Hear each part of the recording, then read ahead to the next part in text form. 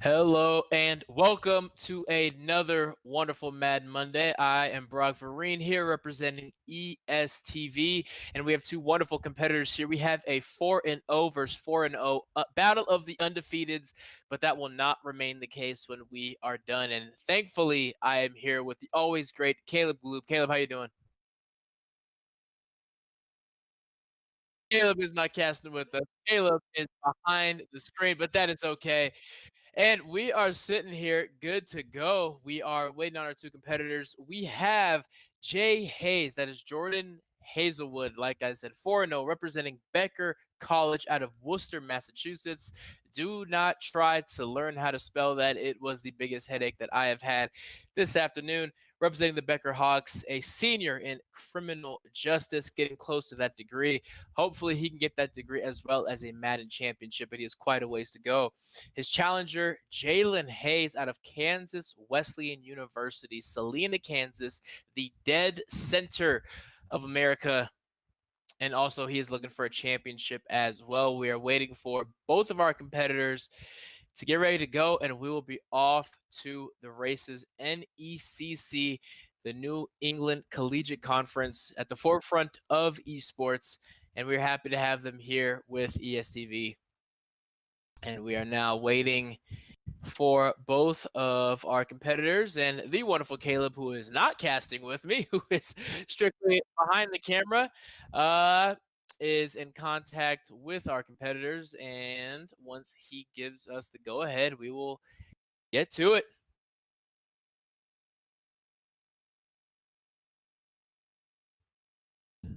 We have some minor technical difficulties. We are figuring that out. But hey, what are you going to do? We're going to roll with the punches. ESTV is more than happy to be quite a long time partner now with the NECC. The NECC took the leap even pre-COVID in wanting to establish esports as a core product to their conference. A lot of other conferences are following suit, but anybody who is in tune with the collegiate esports product is familiar with how important it is to them and how they've put at the forefront of everything. And that's why at ESTV we are so happy to have them on board with us. Our competitors are now joining up. As they do so, we'll talk a little bit about ESTV, the US's first 24/7 linear esports network. And with so much focus on collegiate content, it makes us so excited to have yet another Madden Monday with the NECC. Let's see what we got. Jordan Hazelwood, that is Jay Hayes, is scrolling through looking like he's rolling with the Bucks. You know what? He's still scrolling. He hasn't decided. On the other side, Jalen Hayes landed on the Eagles, and now he's changing his mind. What's going on now, ladies and gentlemen, who cannot hear the competitors who are likely talking to one another? Your favorite team may be Seattle. That's who you like to play with. But if another team is playing with the Ravens, okay, well, now I'm going to be the Chiefs, right? You could be a Steelers fan playing with the Steelers. But if another team picks the Vikings, oh, actually, I'm going to pick Green Bay now. So that's why the back and forth matchup. Jay Hayes has selected the Seattle Seahawks, and it appears that Jordan Hazelwood will be rolling with the Dallas Cowboys with a healthy Dak Prescott. That is important to note.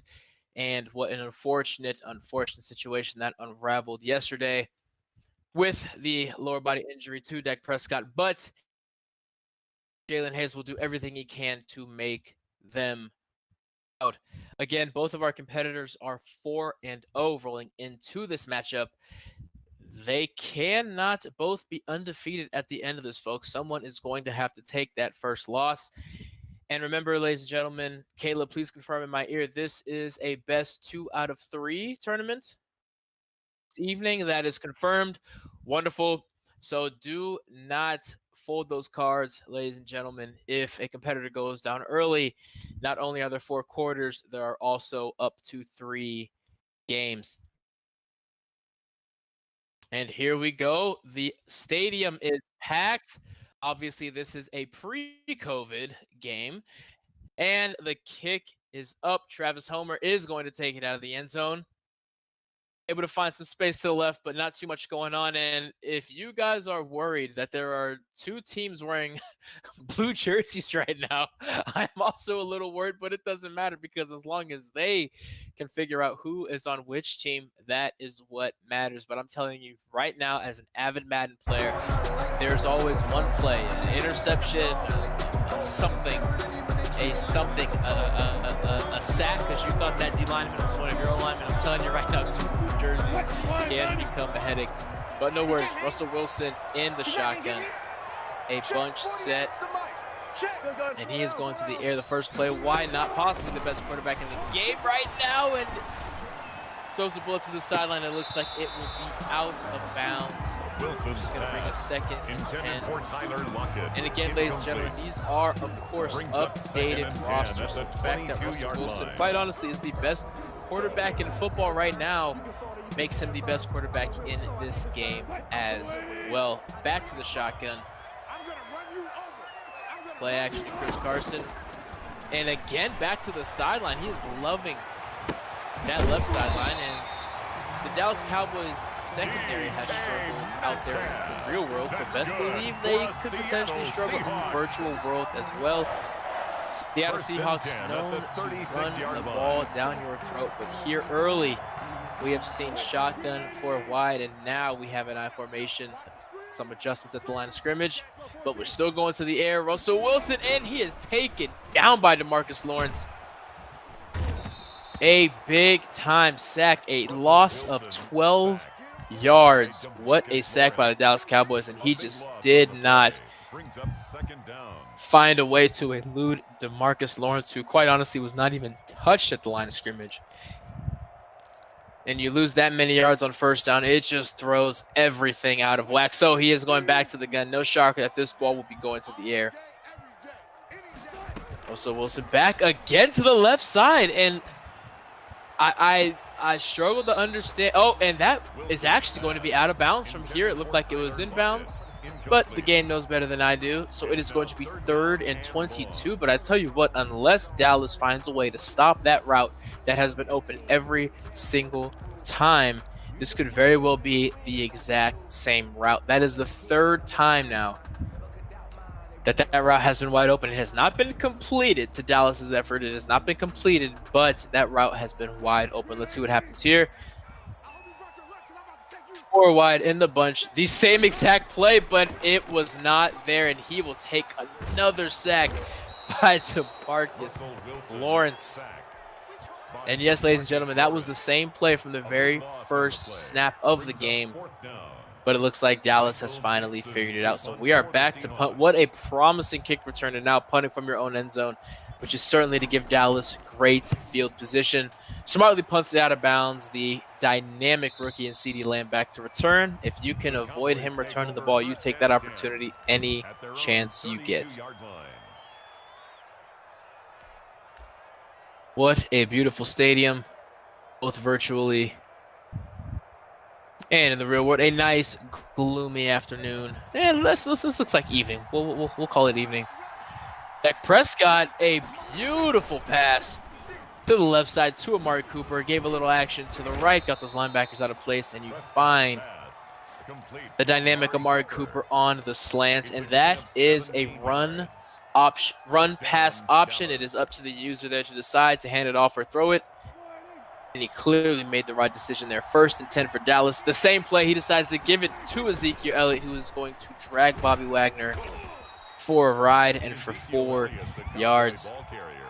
The game of football is changing. That play, incredibly popular in the college game, slowly making its way now to the professional game. It's kind of interesting that in football it usually works opposite, whereas in most sports you would say that the professional league kind of dictates the trends of the game, and then it trickles down to college and high school. Quite honestly, in football, it's the opposite. Trends are often set in college and then make their way to the NFL, and that's why that play is so popular now in the NFL. Ezekiel Elliott on a sweep to the right, dragged down by Jamal Adams, the dynamic safety, but not before he crosses the first down marker. All things Dallas so far in this game.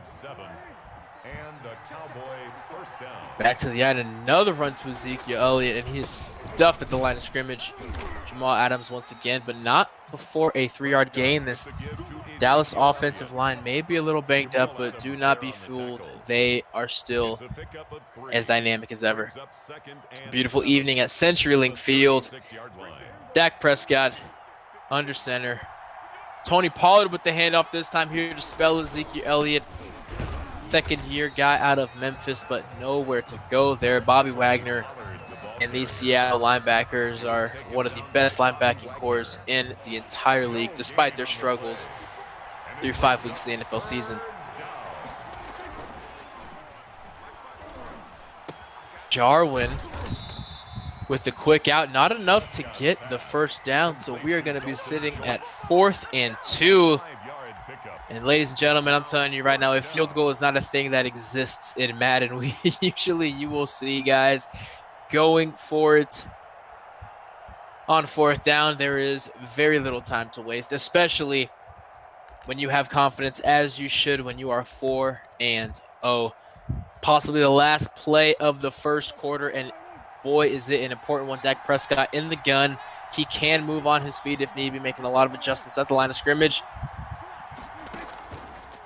And he's going to make a late throw, and that is CeeDee Lamb to tightrope the sideline for the last play of the first quarter.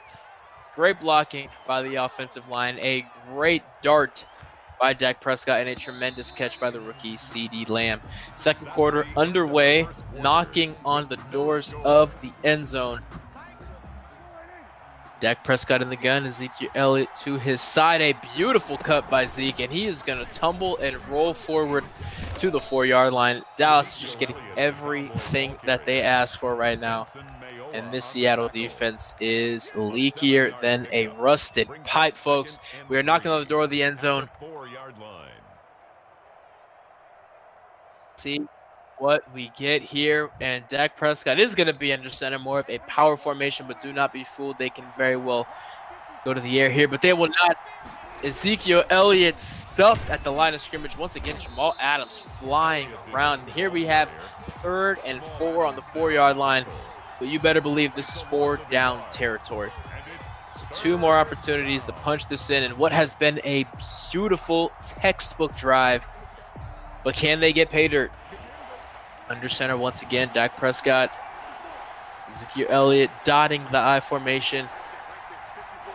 A lot of adjustment at the line of scrimmage, and he is going to try and get to the outside. Can he get there? No, he is going to get stuffed. He sheds the first tackler, but who else but Jamal Adams making the tackle and forcing a 4th and 6, a loss of 3 yards there. And we are coming out in the field goal formation. Not a gimme in any sense of the word. And it is going to go straight through the middle of the uprights. And what a drive there. But also, very rarely you can find a drive where both teams win. Dallas wins because they prove they can move the ball at will.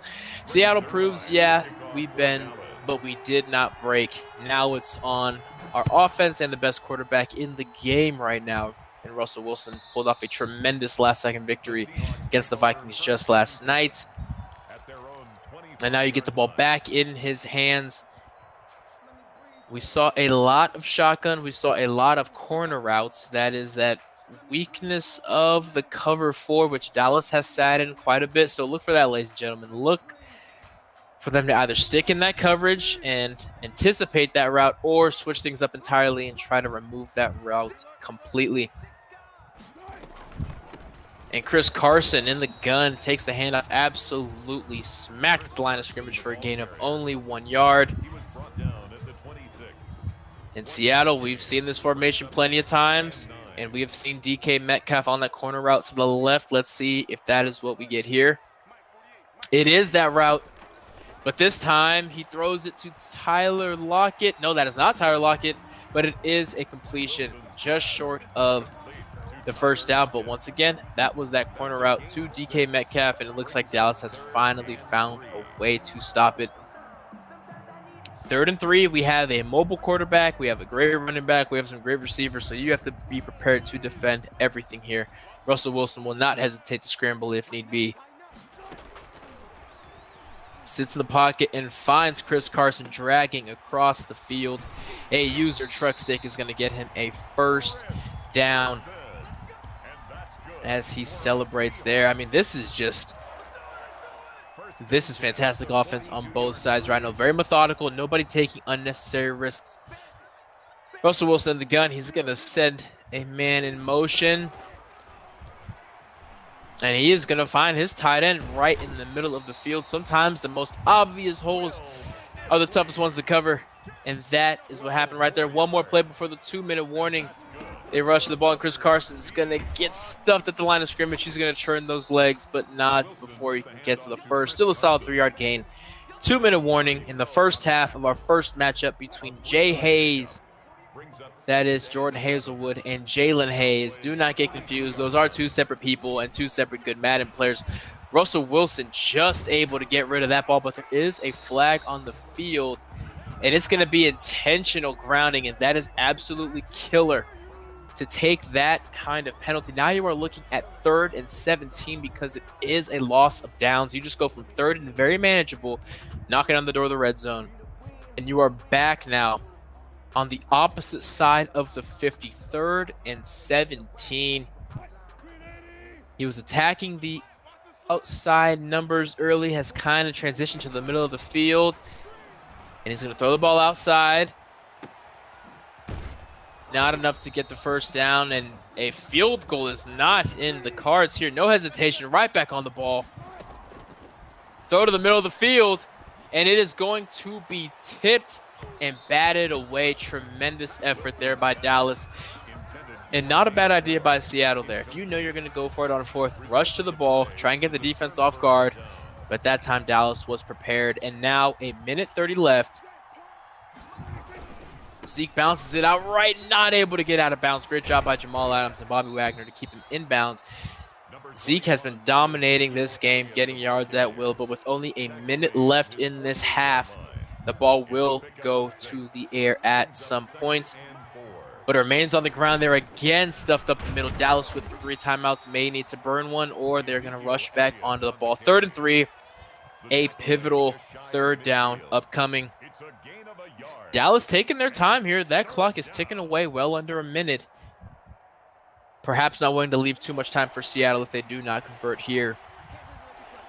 Dak's going to drop back and find his tight end. It's going to be a toss-up. They are not going to give him the first down. 4th and inches. Dallas not afraid to go for it on 4th, as we saw in the very first drive. So we are not surprised to see the offense taking the field once again. 42 seconds left. All 3 timeouts. If they can get this first, they will be in a favorable position to get some points. Dak Prescott in the gun. Zeke Elliott to his right. Some line of scrimmage adjustments.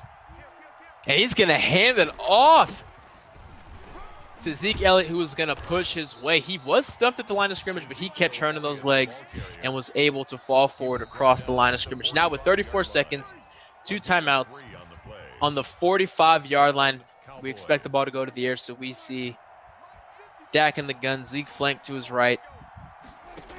Dak's going to scramble, doesn't like what he sees, and just tosses the ball to the right ends wisely. CeeDee Lamb gets out of bounds. Heads up play by a young player. 2nd and 1, 36-yard line. One more first down, and they will certainly be within field goal range, but they have their mind on a touchdown.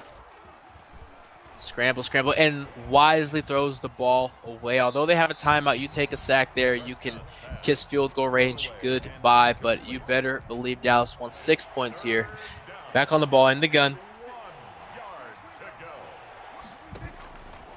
And he is going to take a sack, the one thing that you could not have, because now it is 4th and 10, and you have been sacked out of field goal range. Instead of what, maybe not a guaranteed 3 points, but a confident 3 points, you now have to punt the ball back to Seattle. What a devastating turn of events. You would hate to see that lack of 3 points there. Punch them in the gut. You simply cannot take a sack. And now you have one of the most dangerous players in football with 11 seconds. on the clock. Do they chuck up a Hail Mary and risk a turnover for the sake of a miracle? Or are they going to run the ball and just get to the half? This has been a battle of defenses here so far this evening, and we are split 5 wide. That ball is going to go to the air. Russell Wilson drops back and takes a sack.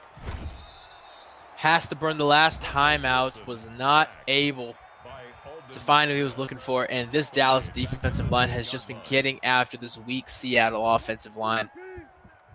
As athletic as Russell Wilson is, he can't run for his life every play. He's been taking quite a bit of sacks.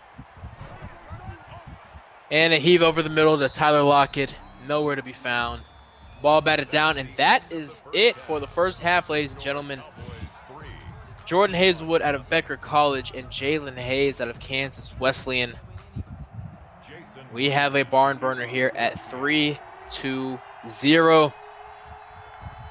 Offenses were able to move the ball. Dallas was able to move it much better than Seattle was, but was only able to capitalize on that very first series in Seattle. Looking good at times, looking bad at times, just trying to find some kind of consistency. And we are underway with our second half.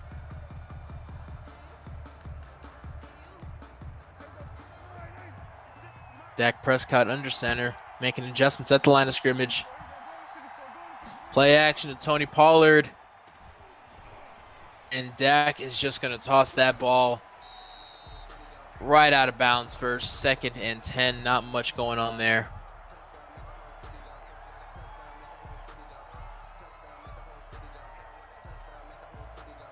And we have 2nd and 10. What a beautiful stadium. Thank you, 12s. And you better believe that that loud stadium is a factor to those playing as well. Controller rumbling, screen shaking. You know the works. A poor advised throw on the run.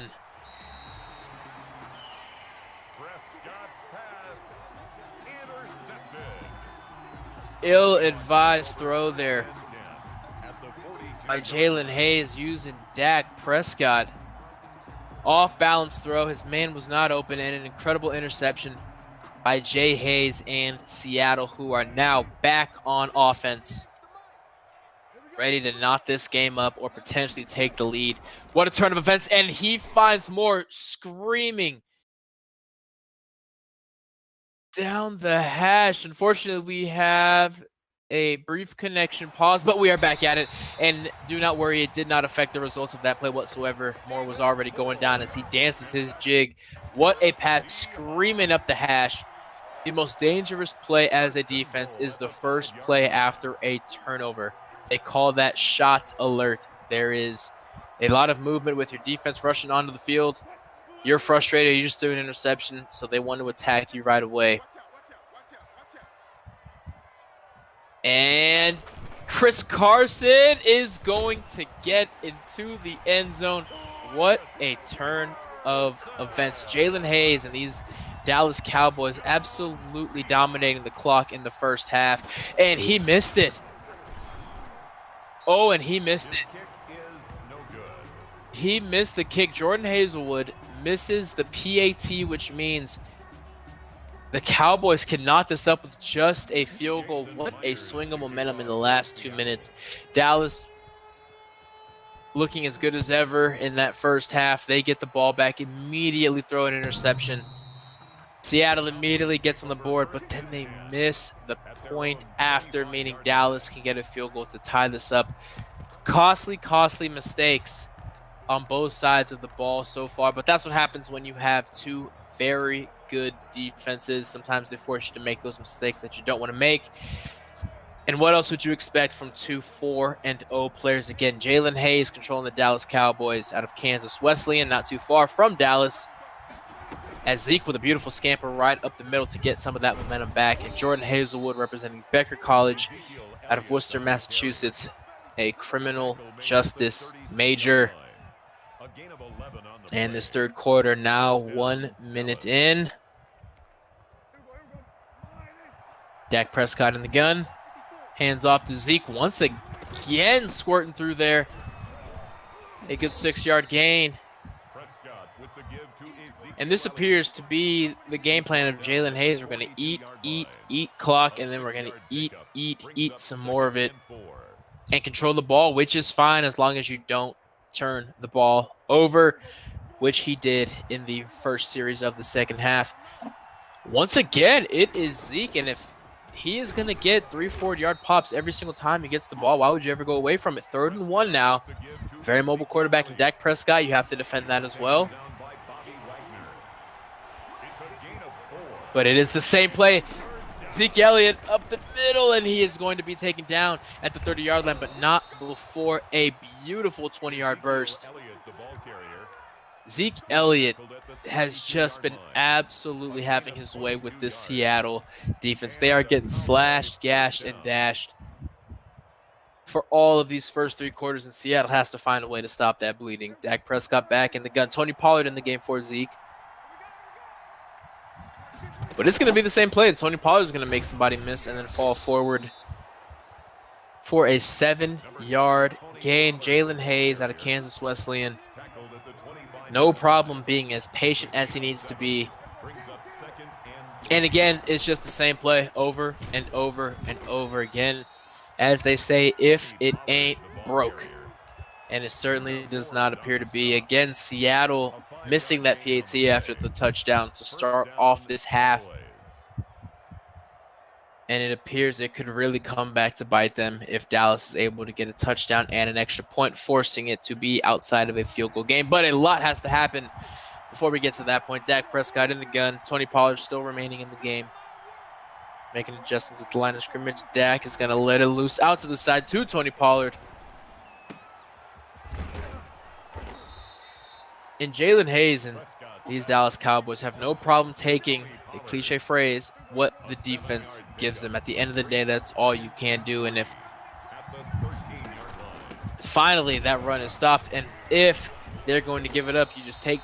But right there, that is the first time that they have stopped that same run play this entire half. Tony Pollard stopped the line of scrimmage. Zeke's still not in the game. So Dak is going to go to the air, and those throws on the run is what got him in trouble. That throw on the run is what got him in trouble the second play of the half when he threw an interception. And once again, rolling to his right, off balance, ill-advised throw to a covered receiver. Very lucky to get that ball back. 4th and 3. Let's see if Cowboys want to tie it up. No, sir. They are thinking win. They are thinking go big. 4th and 3. 4th down. Dak Prescott taking a deep drop, and he's looking, pressure closing on him, and it is going to be intercepted by Bobby Wagner. What a huge interception. My goodness. My goodness. You go from having all of that momentum, and just like that, it is toast, but there is no time to sit around and mope. Chris Carson, nowhere to go. 2nd down coming up. And again, Jalen Hayes chose not to go for the tie. He chose to go for the lead and convert that first. And that is why we are sitting here 2nd and 8. Beautiful pass over the middle.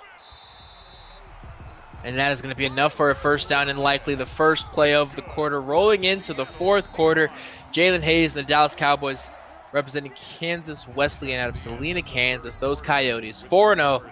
And Jordan Hazelwood, a.k.a. Jay Hayes, 4-0 as well. Becker College out of Worcester, Massachusetts. The Becker College Hawks. How did we get here? Dallas has been playing slow, methodical, and smart football, except for the 2 interceptions, which is the reason they are behind. Seattle took advantage of a turnover to start the second half and was able to score a touchdown immediately, but missed the point after, which leaves this game only a field goal away if the Cowboys are able to get a stop.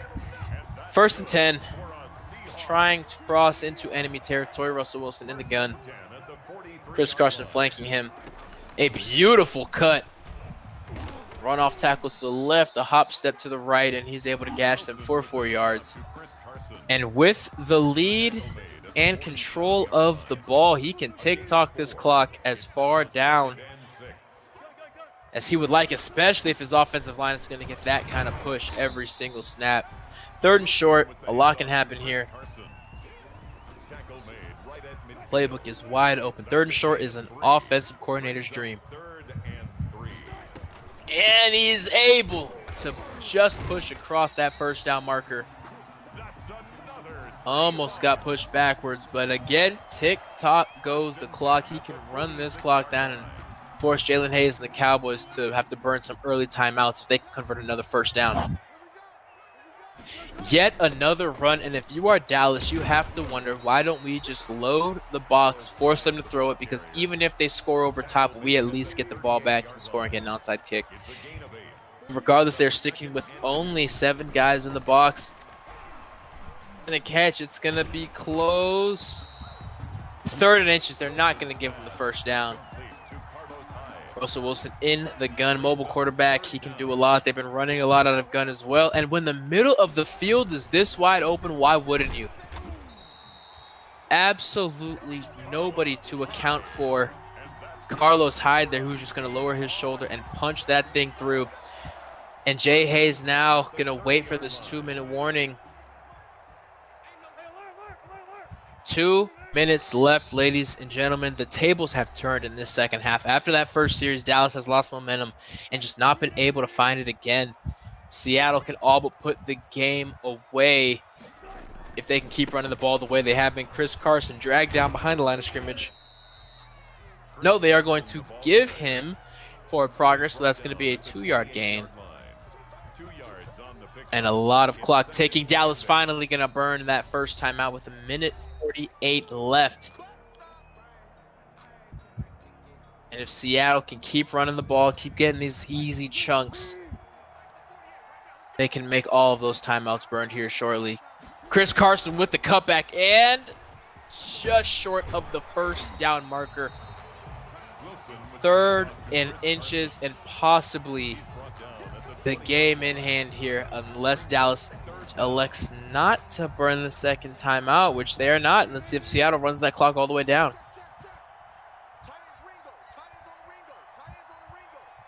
Taking his time, as he should.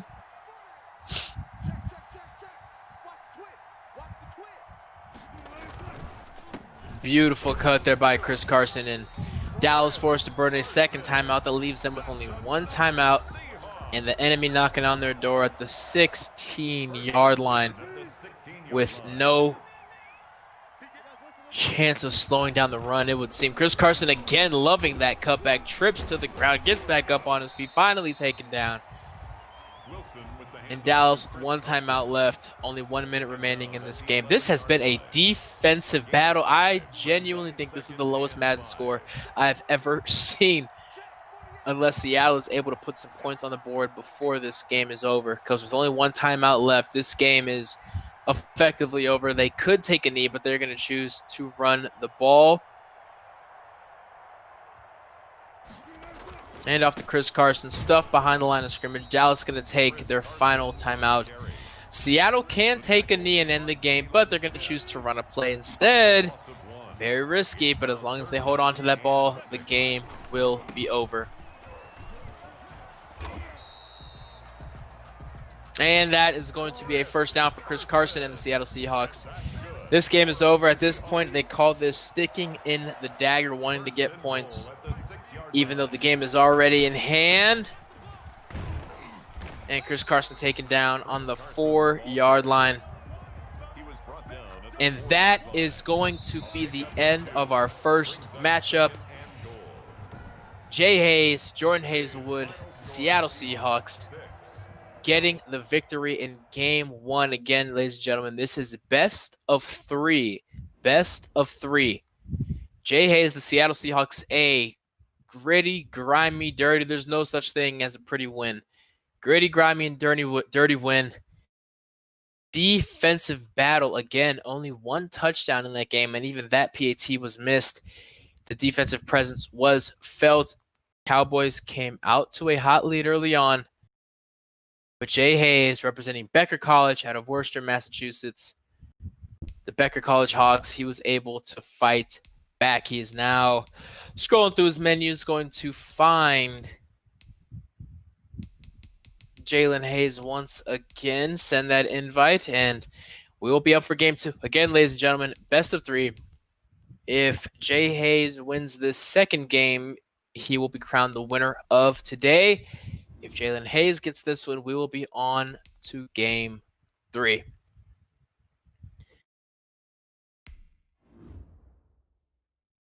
Jay Hayes able to fight back and get that win. Again, the first half was the Jalen Hayes show. It was the Jalen Hayes show. That was all about Dallas dominating the clock, Zeke Elliott running at will, controlling the ball, barely giving Seattle an opportunity to do anything with it. And the second half, an early interception lost the momentum for Dallas, and Seattle just took over, and Dallas was not able to get that momentum back. The Ezekiel Elliott show quickly turned into the Chris Carson show for the second half, and this is a game about momentum. When you have two teams who can effectively run the football so well, it is the team that turns over the ball less who will likely win, because you do not have a lot of possessions to go around when the game is going to be over so quick. Running the ball means the clock keeps running and the game is short. That game was barely over 20 minutes as it is. This game, we're going to have Jay Hayes being the Buffalo Bills and Jalen Hayes being the Arizona Cardinals. Again, folks, I know it's confusing. Jalen Hayes is representing Kansas Wesleyan. He was the Cowboys in the previous game. He is the Arizona Cardinals this game. Jay Hayes, that is Jordan Hazelwood, very similar, was Seattle, got the first victory, and will be the home team again in this matchup. Jalen Hayes, Jay Hayes, I understand it's confusing, but we're going to roll with it. Jalen Hayes out of Kansas Wesleyan, looking to get his first win and to keep this match going.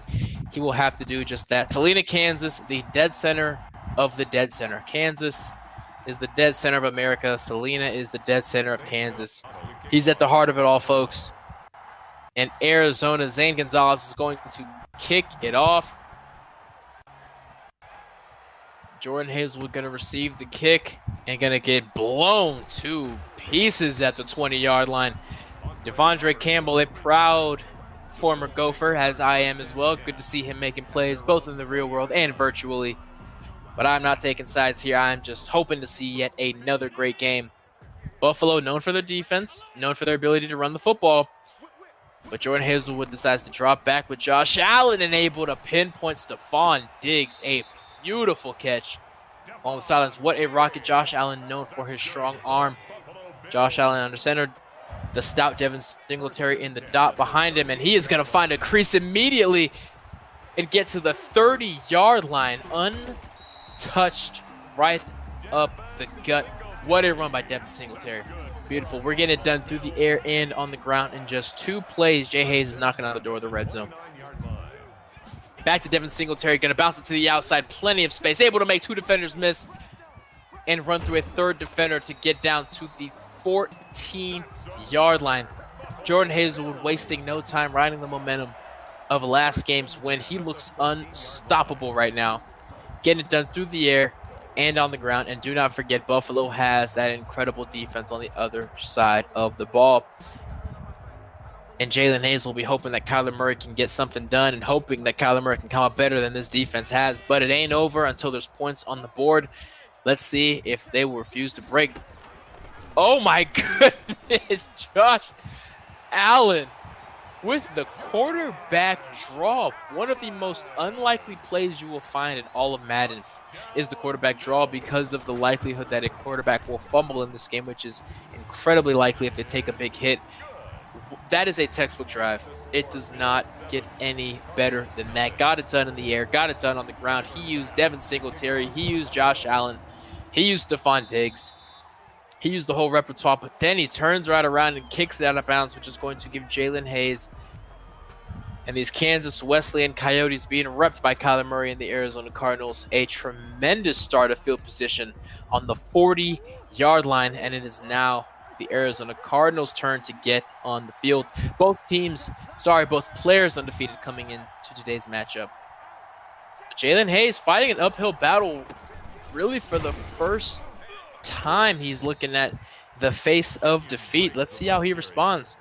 Completely different mindset here. Kyler Murray in the gun, wasting no time, no huddle. And Kenyon Drake's going to be taking down behind the line of scrimmage, 3rd and 6, not hesitating whatsoever. Some quick line of scrimmage adjustments. And he can scoot, folks, as he reaches out. I believe that is Max Williams possibly with the one-handed grab off the Kyler Murray scramble. And Kyler Murray wasting no time. Right back on the line of scrimmage, going to hand it off to Kenyon Drake. It is so tough to run against these Buffalo Bills. All kinds of all-pros, defensive linemen and linebackers up there. And on top of that, you have Tre'Davious White, possibly the best, second best maybe corner in the game behind Stephon Gilmore. Nothing will be given easy. Kenyon Drake finally gets some fresh air. His 4th run of the game, the first time he really gets some breathing room. No huddle, right back on the ball. We see that Jalen Hayes is playing pace this time around and chooses to make his adjustments at the line of scrimmage rather than in the huddle. Another handoff to Kenyon Drake. Had a window there to the outside, a little bit of daylight, not able to take advantage of it. He's swallowed up and taken down on the 27-yard line, knocking on the door of the red zone. Kyler Murray right back in the gun, wasting no time. And a handoff to Chase Edmonds there with nowhere to go. 2nd and 11.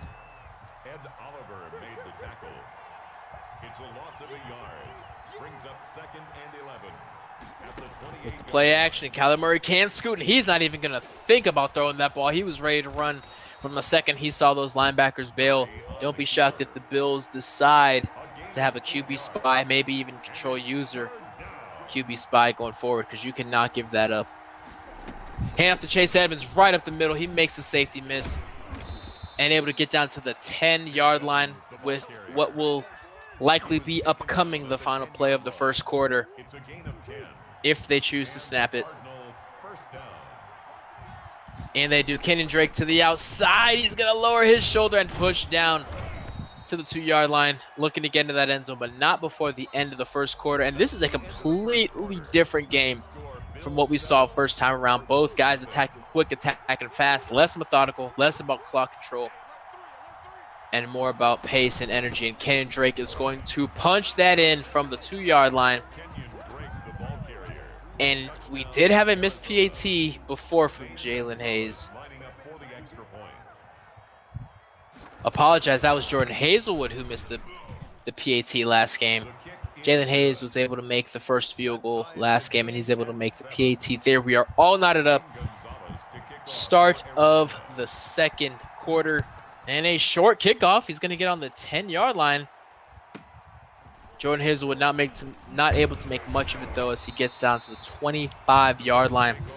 As a reminder, Jordan Hazelwood, only 5 plays to get into the end zone, and it was perfection. It is what offensive coordinators dream of. Can he pick up where he left off, or can the Arizona defense respond? Play action, Josh Allen, all the time in the world. He could start making his Thanksgiving dinner, but he fumbles the ball as he scrambles out.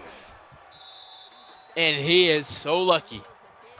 That big old number 70, his left guard, able to fall on that ball. He had plenty of time. He did not need to scramble, and that's why the QB draw to score the touchdown was so shocking, because of how easily quarterbacks fumble in this game. Cole Beasley with the catch, and gets blown up just before the first down marker.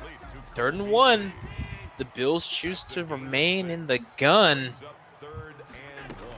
which is very shocking to run from that, and a loss of 2 yards.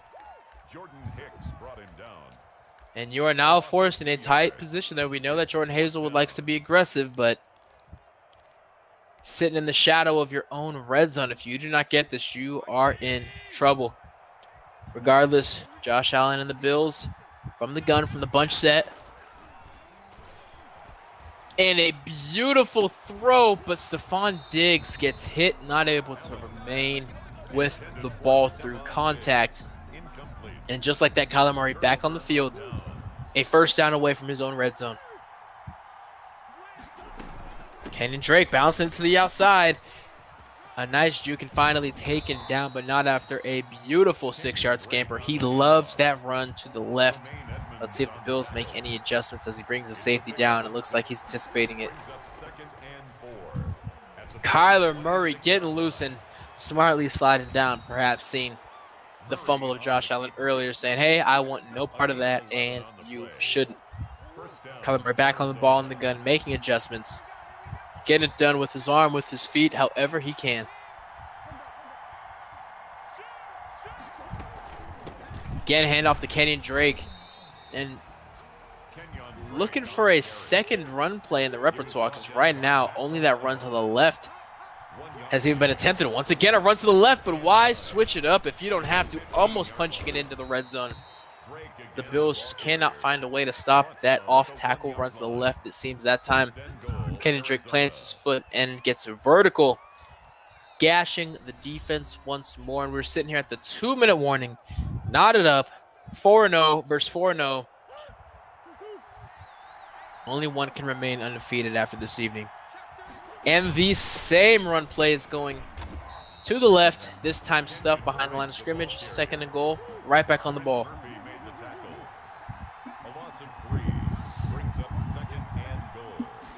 The same exact run play, but it works. I don't know what to tell Jordan Hazelwood. I'm sure he's trying to make some adjustments, but they just are not working. Although he was able to stuff that off-tackle scamper to the left easily in the first quarter, second quarter has been a different story as the Arizona Cardinals and Jalen Hayes looking for some revenge from that first loss when Jalen Hayes was the Cowboys as they go up a touchdown.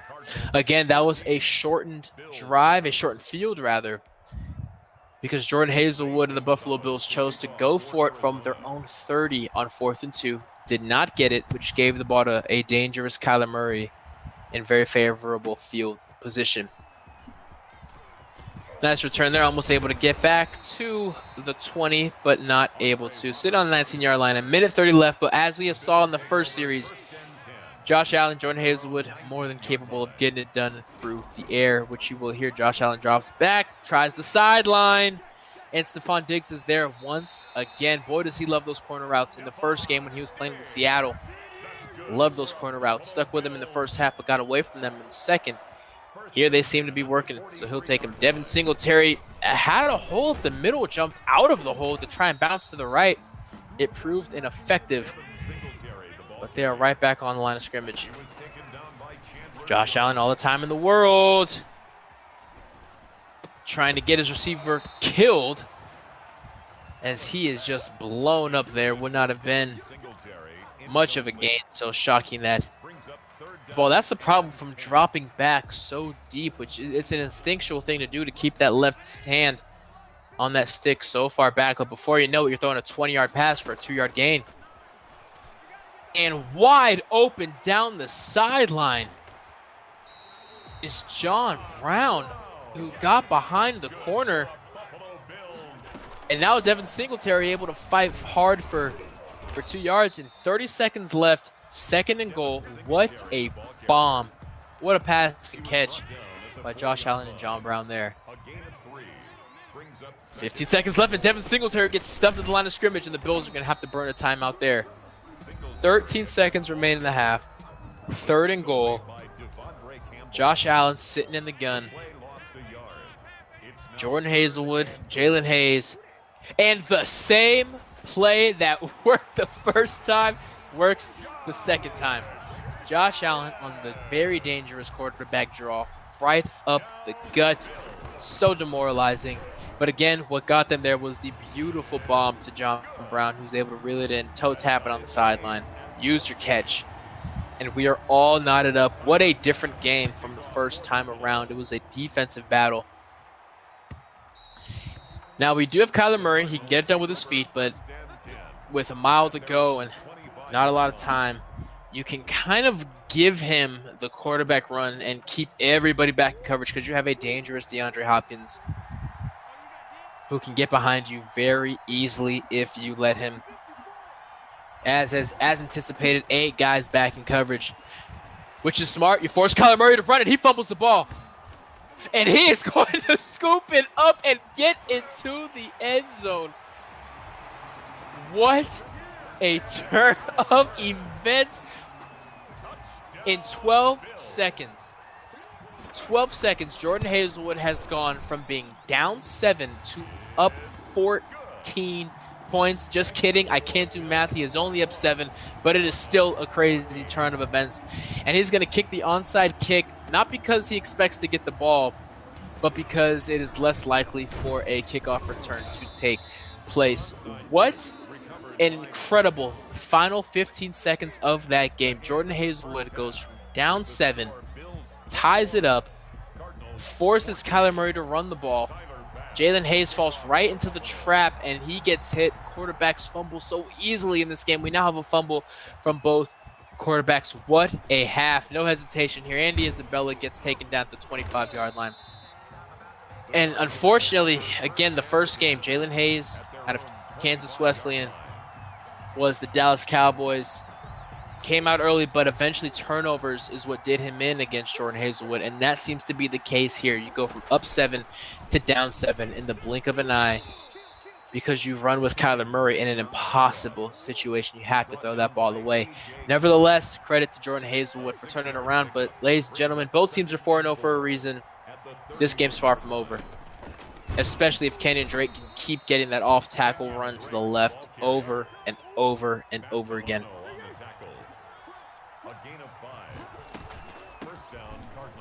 And he is just trucking and rumbling and bumbling over anybody who dares to get in his way. Yet another first down. No huddle. No time to waste. Right back on the ball.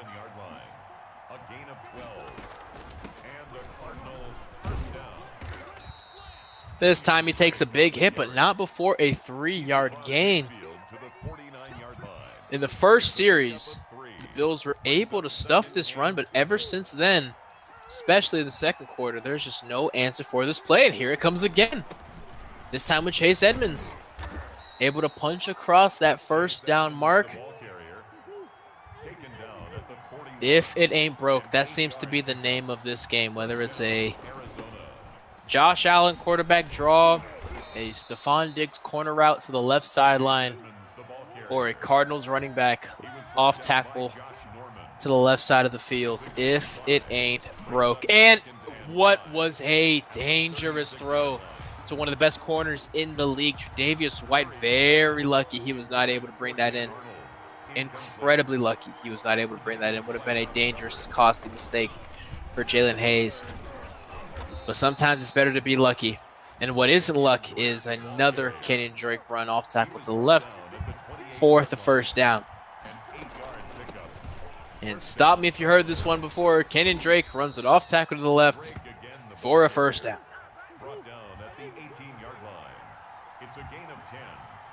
Kenyon Drake, he gets the ball. It was off tackle. It was to the left. It was not a first down, though. It was a loss of 1. Kyler Murray dropping back. Dangerous run of the ball, and he chooses to slide. Very smart. One time he did not slide. He fumbled. So you better believe that Jalen Hayes will be very efficient in his sliding going forward. I wonder if this will be a run off tackle to the left.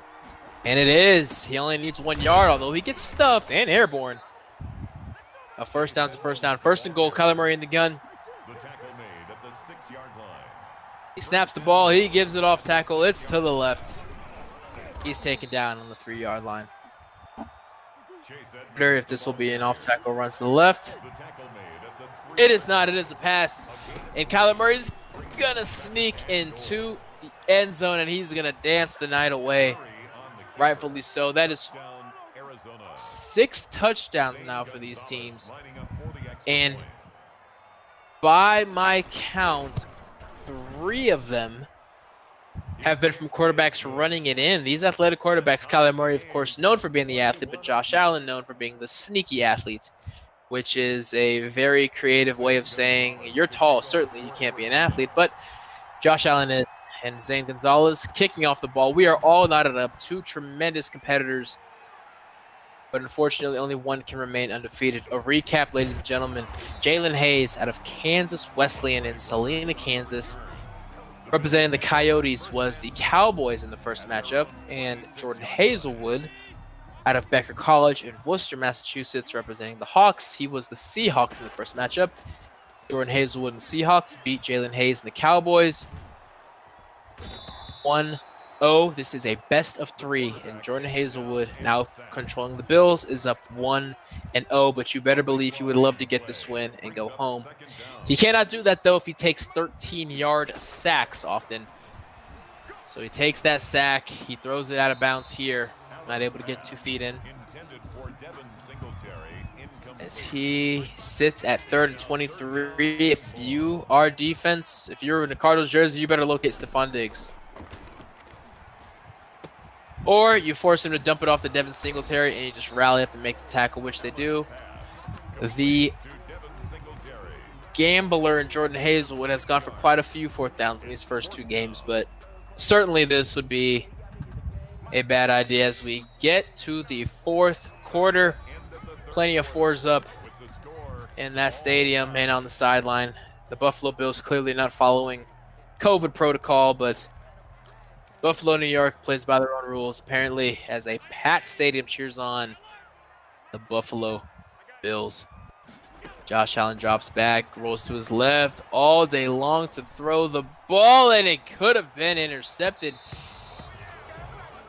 What a dangerous throw, and what a questionable decision to go for it on 4th down from your own red zone. Unbelievable.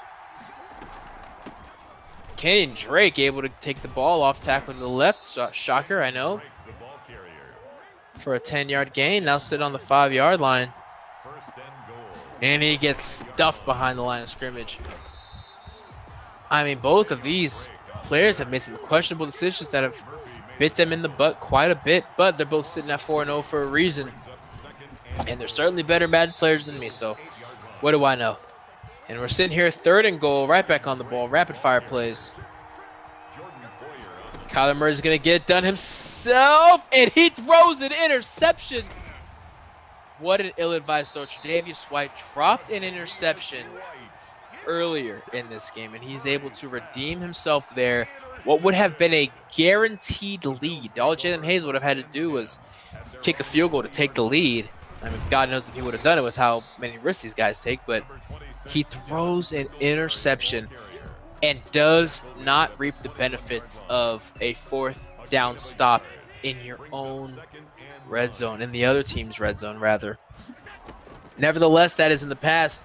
Josh Allen has a lot of room to the left, and he better get down. He doesn't. He takes a big hit. Luckily, to hold on to that ball, he has already fumbled in this game. They were able to get back on it, but he does have a fumble on the record. Devin Singletary getting stuffed. And this 4th quarter has been the defenses that we've honestly come to know that we saw in that first game. Again, the score was bare bones the first time around because both defenses were so good and both teams scoring at will until this 4th quarter. Josh Allen making quite a few adjustments at the line of scrimmage.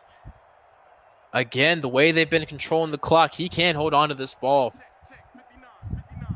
and get a field goal or touchdown to seal it, but a lot of work to go before there. He finds Stephon Diggs dragging across the field. I don't know if there's been an answer to Stephon Diggs this entire game. He has gotten open at will.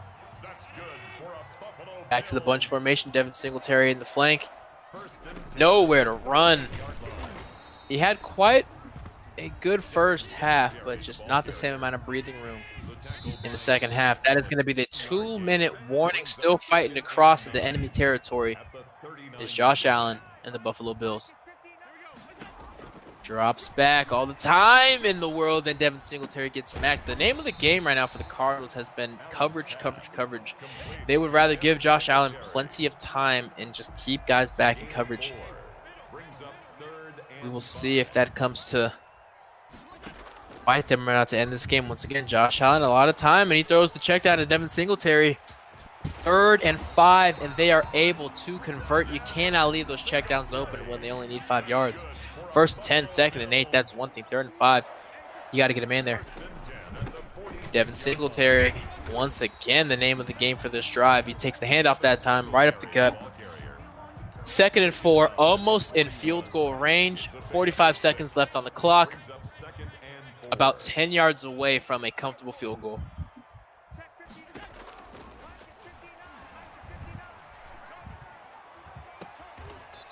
And another catch for Stephon Diggs on the sideline. That route, that receiver, they just seem to be unstoppable right now. 35 seconds left. Again, if Jordan Hazelwood gets this win, we are done here, folks. That will be the 2 was necessary. What a dangerous throw to Cole Beasley. That very easily could have been intercepted, but it was not. Don't get mad at me. I don't make the game. I can't even code. Not my fault.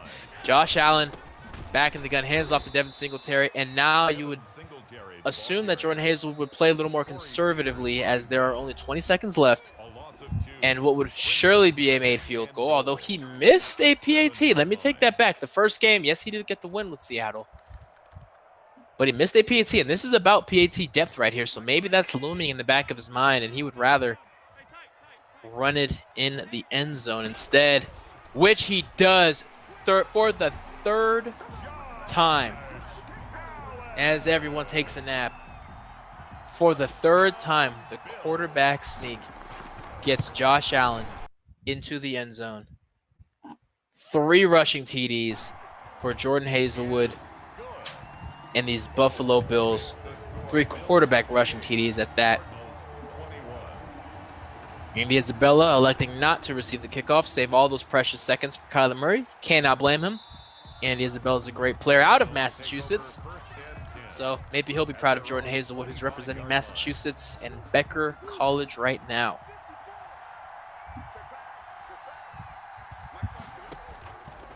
And a dangerous throw on the run is going to fall incomplete. 15 seconds left, 16 seconds left.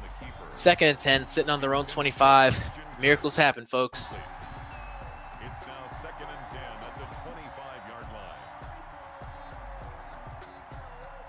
Last game we were in this, sorry, the first half we were in this situation. Quick recap. The Arizona Cardinals tried to throw the Hail Mary, got hit, fumbled the ball, and Buffalo was able to scoop it in and score to end the first half, trying to avoid that this time around. Just heaving it into coverage. Not much else you can do now with 8 seconds left, possibly the last play of the game. Needs a touchdown to equalize this, or this will be the first loss for Jalen Hayes.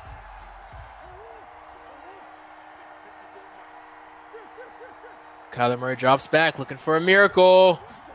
And a sack is not what the doctor ordered. But the good thing is he got sacked in just 6 seconds. 8 minus 6, that is 2. So we have 2 seconds left in the game. And an undefeated record here at risk, representing Kansas Wesleyan Coyotes. Jalen Hayes looking for a miracle.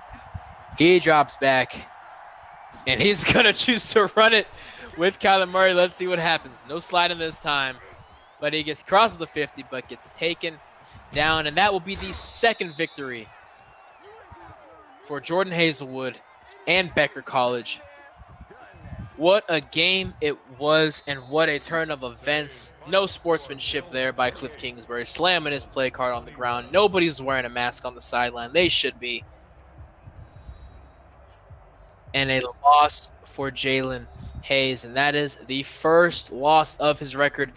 Jalen Hayes, representing Kansas Wesleyan University, take his first loss. That would drop his record to 4-1.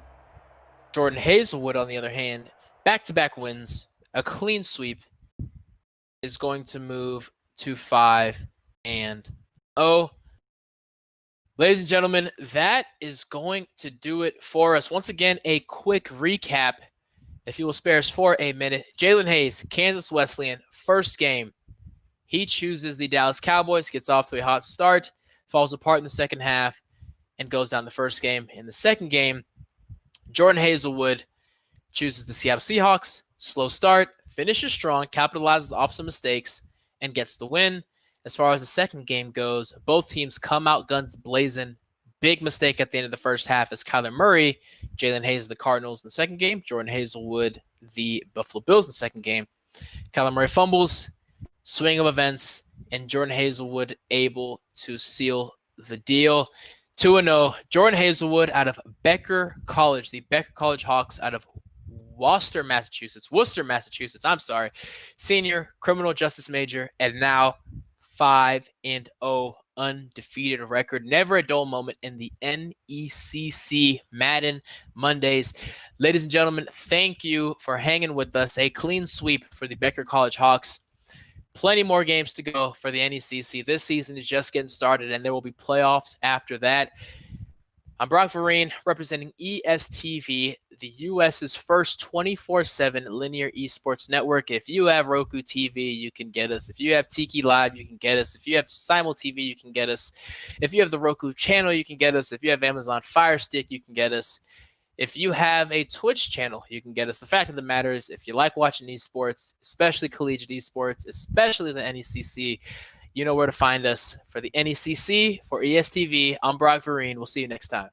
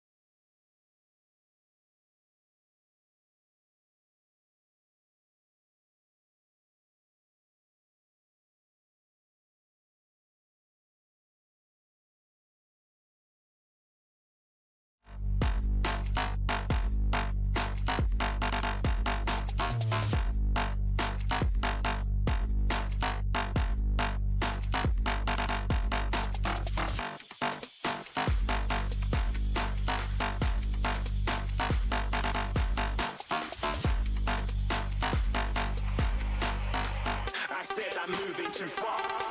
Get it wrong.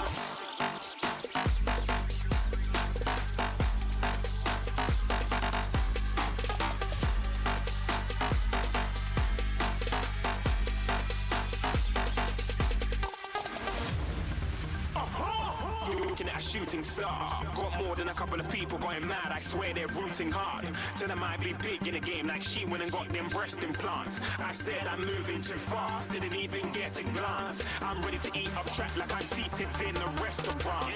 If you had swag like mine, you know it's best to flaunt. We aren't hating because you want. Shining like it's neon. Rock like kings of Leon. Shooting stars across the galaxy. I stand out, so don't be mad at me. Infiltrate, I'm with my strategy. When I turn up, then amateurs have to leave. Shooting stars across the galaxy. I stand out, so don't be mad at me. Infiltrate, I'm with my strategy. When I turn up, then amateurs have to leave.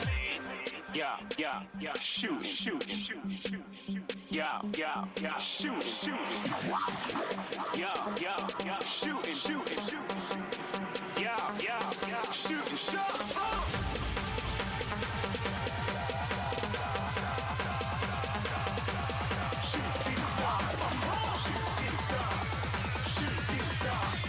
Shooting stars. Didn't even get to cross.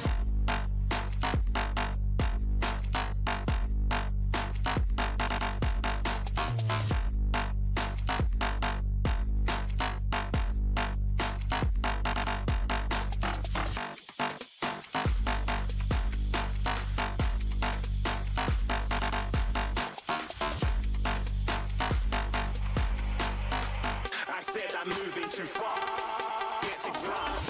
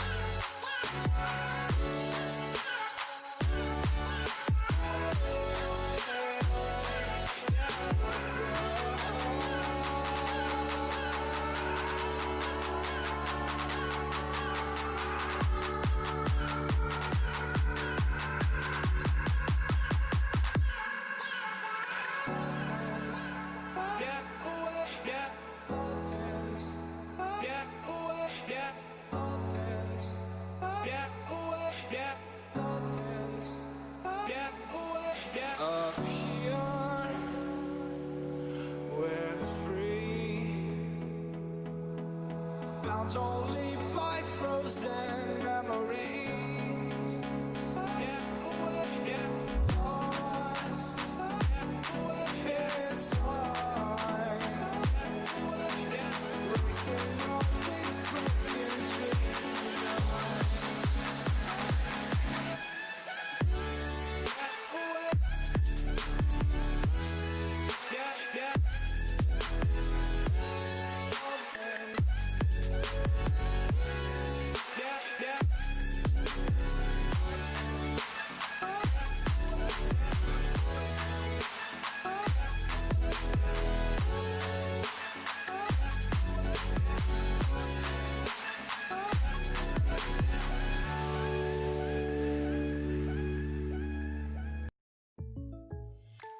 Lyrics inspired by State Farm's surprisingly great rates. But my rates like that, they're great like that, drive safe like that, I save like that, straight up facts, great rates. Like a good neighbor, State Farm is there.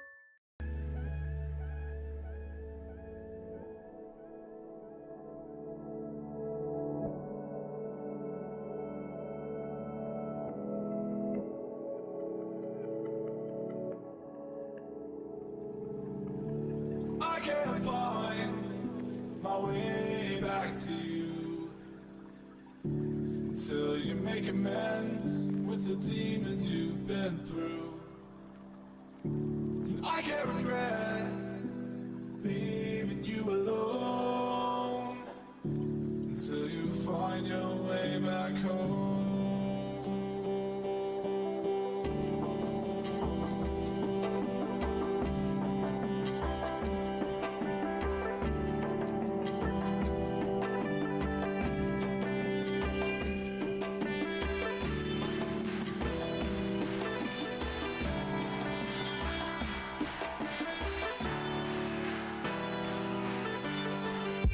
Until you find your way back home.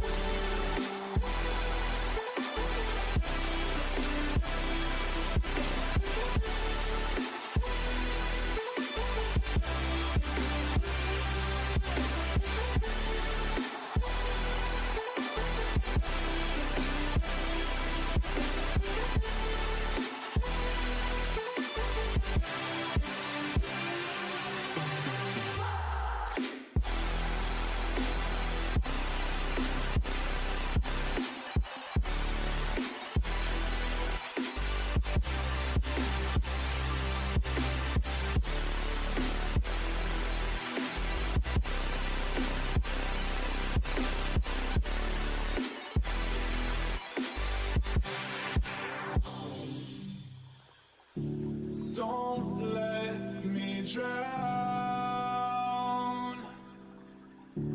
Don't let me drown. Don't let me drown.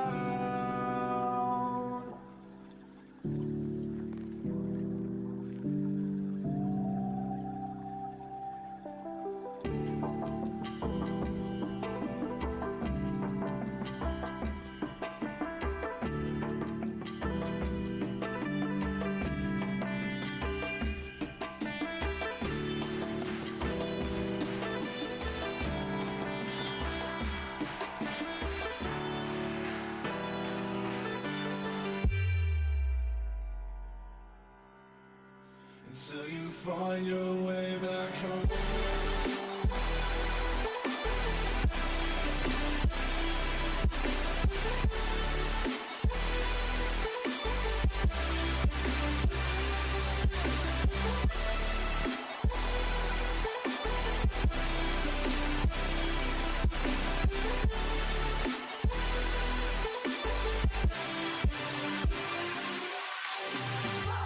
Don't let me drown.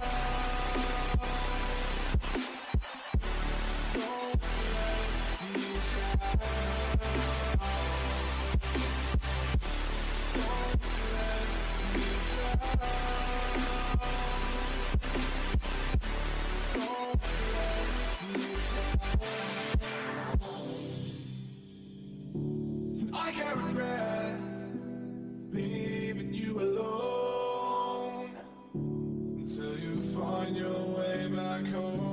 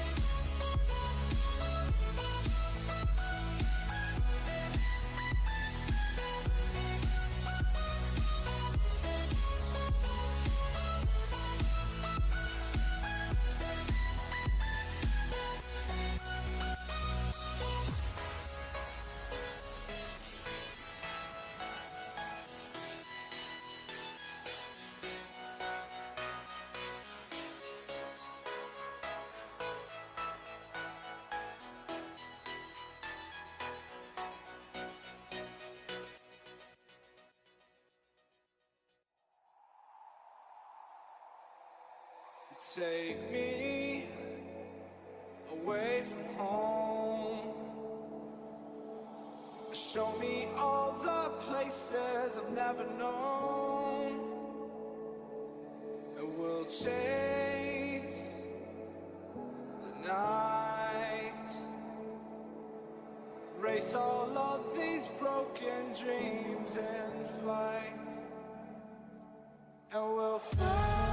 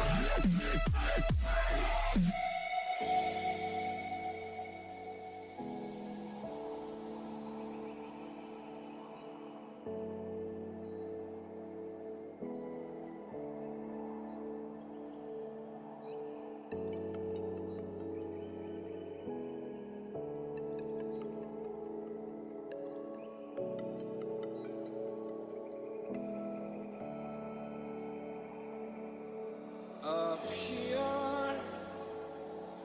we're free,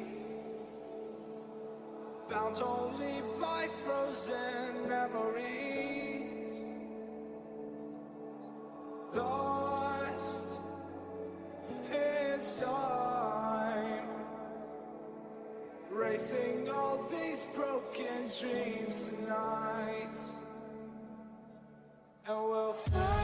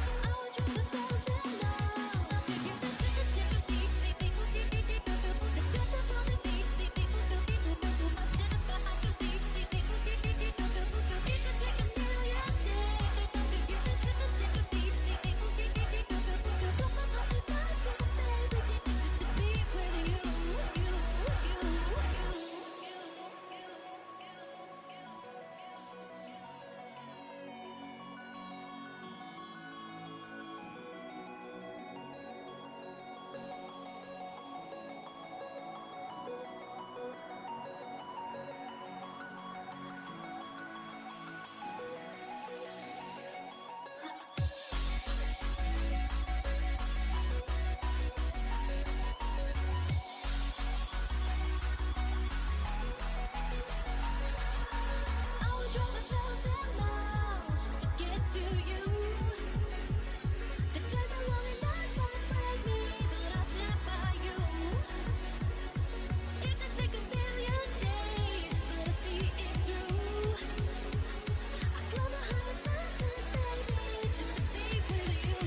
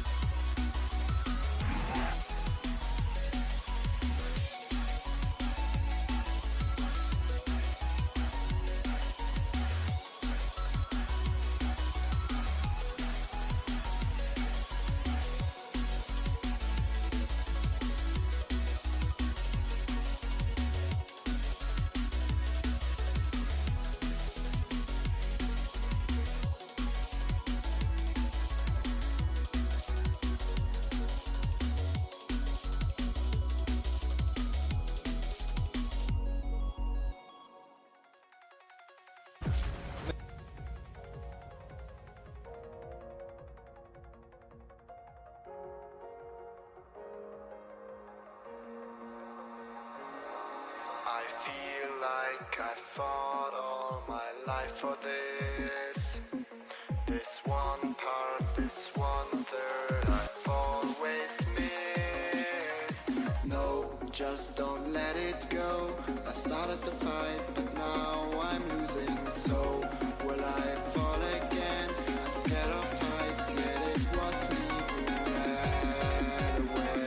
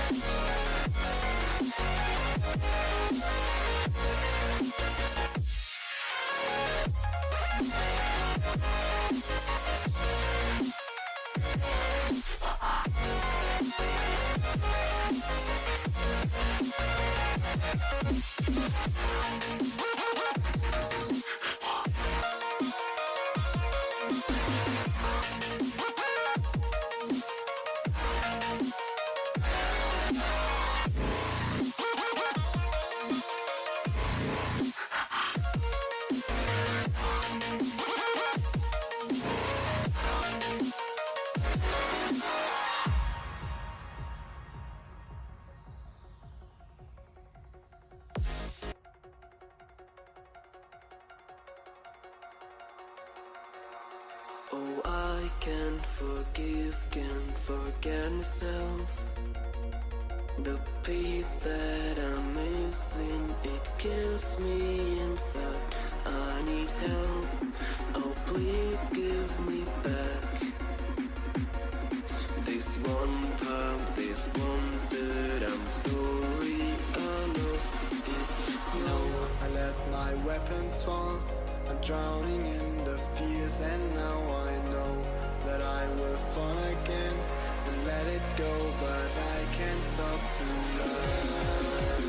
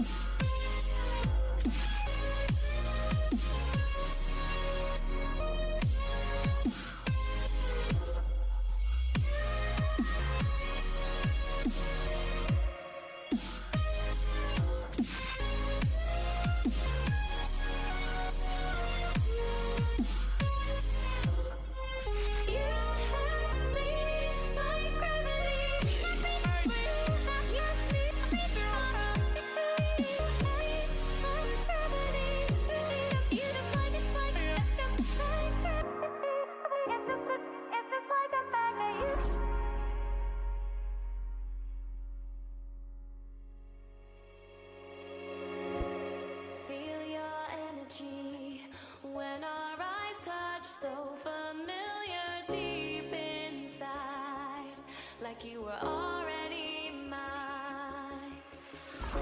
Surreal to me, how you make me feel wild and calm at the same time. Never felt so alive. Thought I was crazy until I reached out and saw your hand there waiting for mine, like the stars had all aligned. I lay beside today, tonight, your vibe, desire, our eyes on fire. And I breathe your aura, can I leave your aura? You have me like gravity. You don't have to try it, it's just like a magnet. You have me like gravity.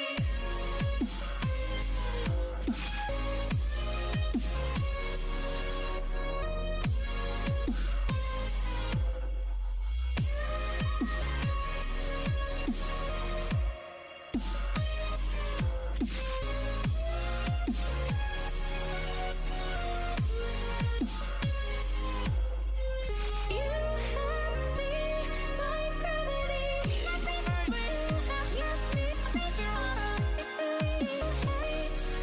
gravity. You just like it's like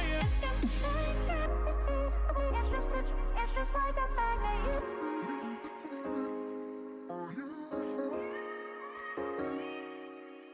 It's just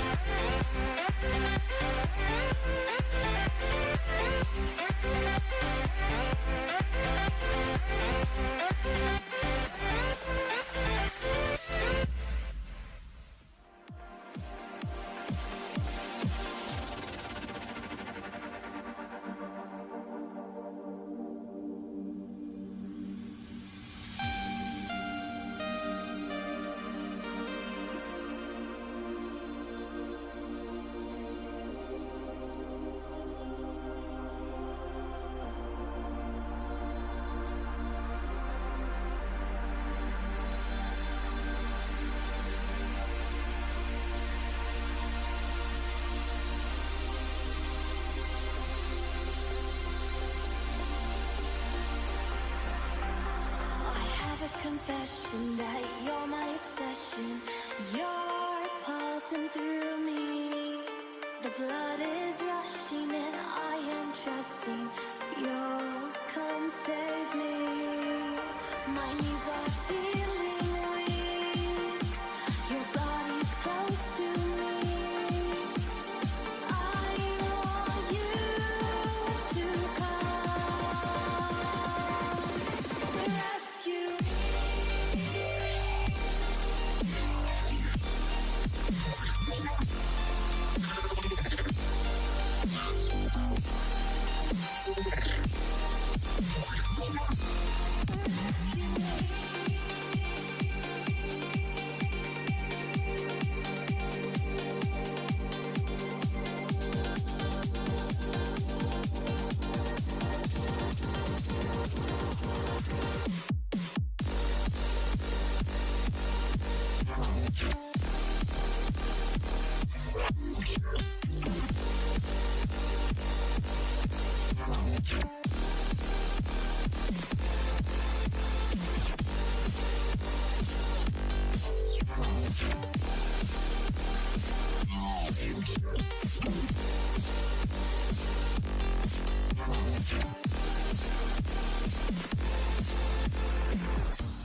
Won't you come and rescue me?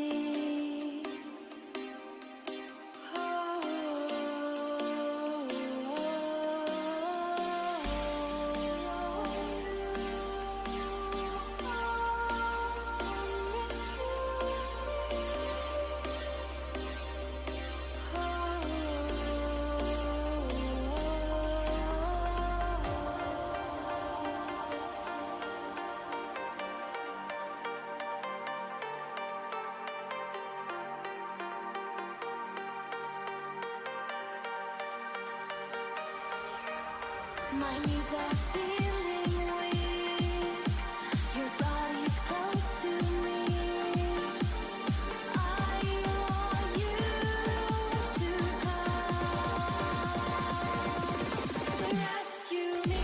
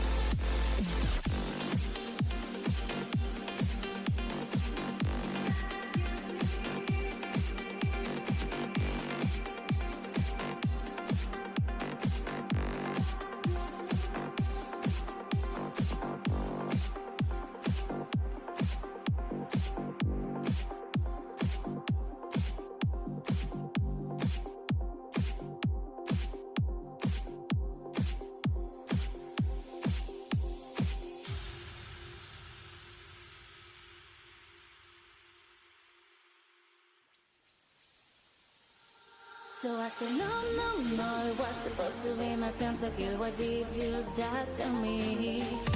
I killed, I know, 1, 2, 3 for champions. I can't believe you're trolling. No, it was supposed to be my pentakill. Why did you die to me? I killed, I know, 1, 2, 3 for champions. I can't believe you're trolling.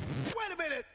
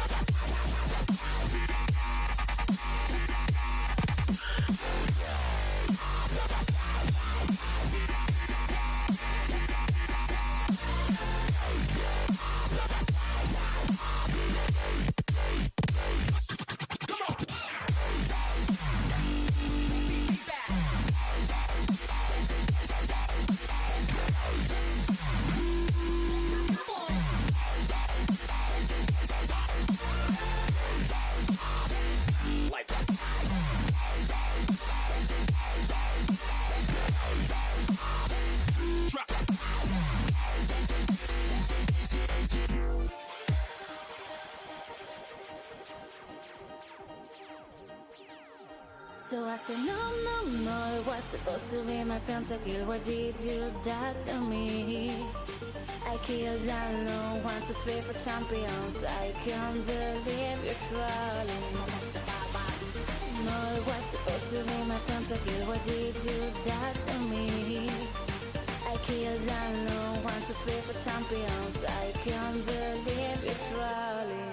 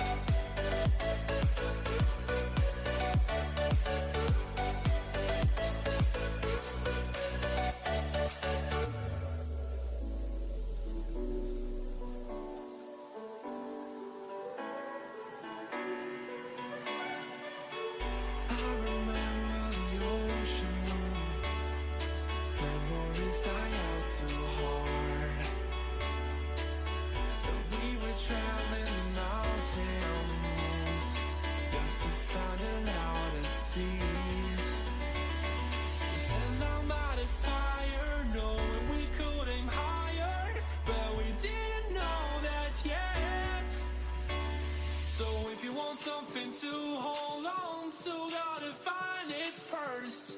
But here I am, 'cause I've been laying under palm trees, waiting for the summer, knowing there's nowhere to go. 'Cause I am happy on this island, wanna be my farmland. I don't ever want to leave, I'm in a tropic club.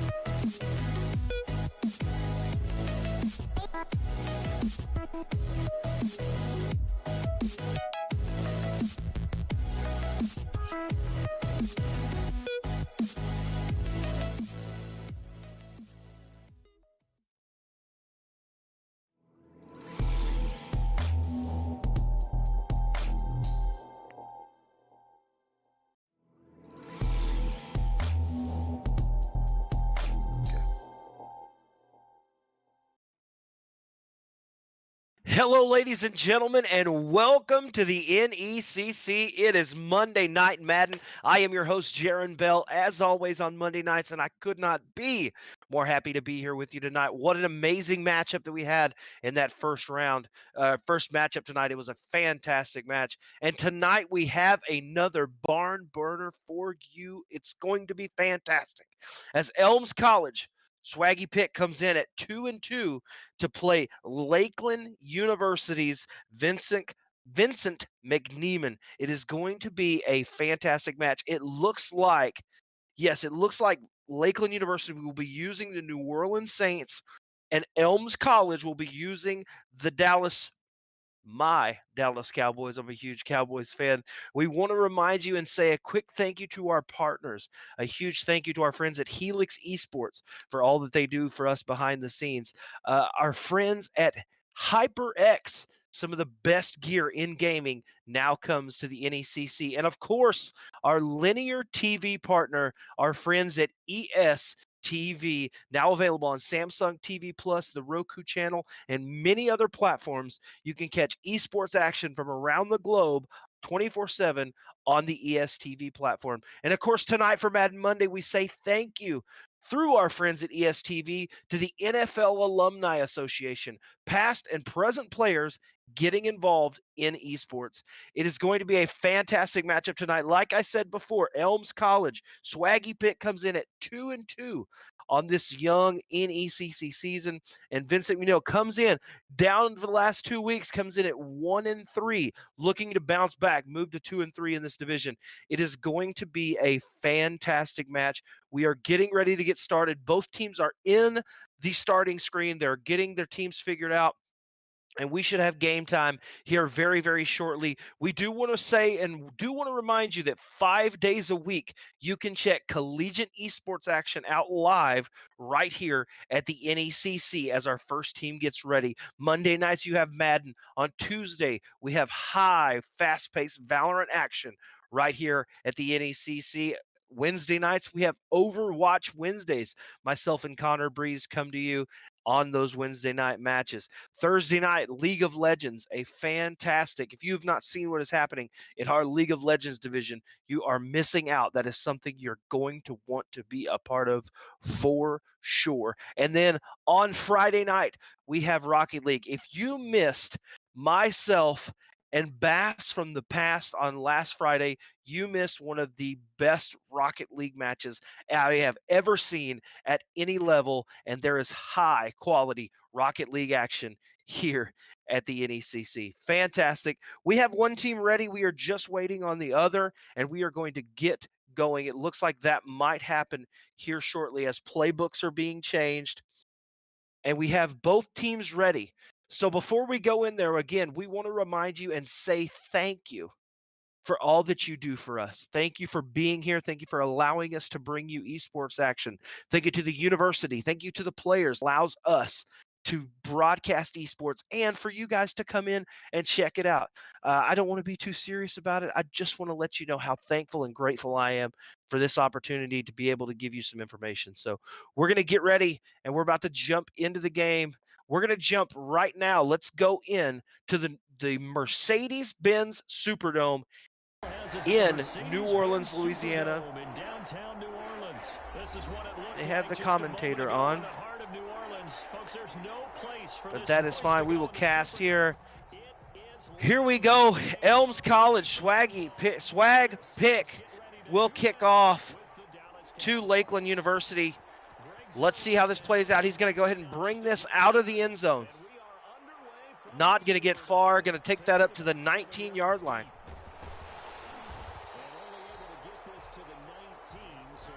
Let's see how Drew Brees and this offense will come out as they change some things in their settings.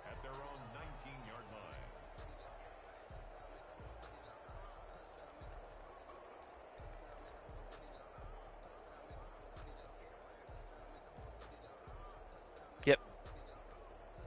All right, let's see now. Again, Vincent McNeeman comes out here 1-3 with this New Orleans team. Let's see how he's going to play. What kind of offense will he try to run? It will run that two-back shotgun set. Michael Thomas off to his left.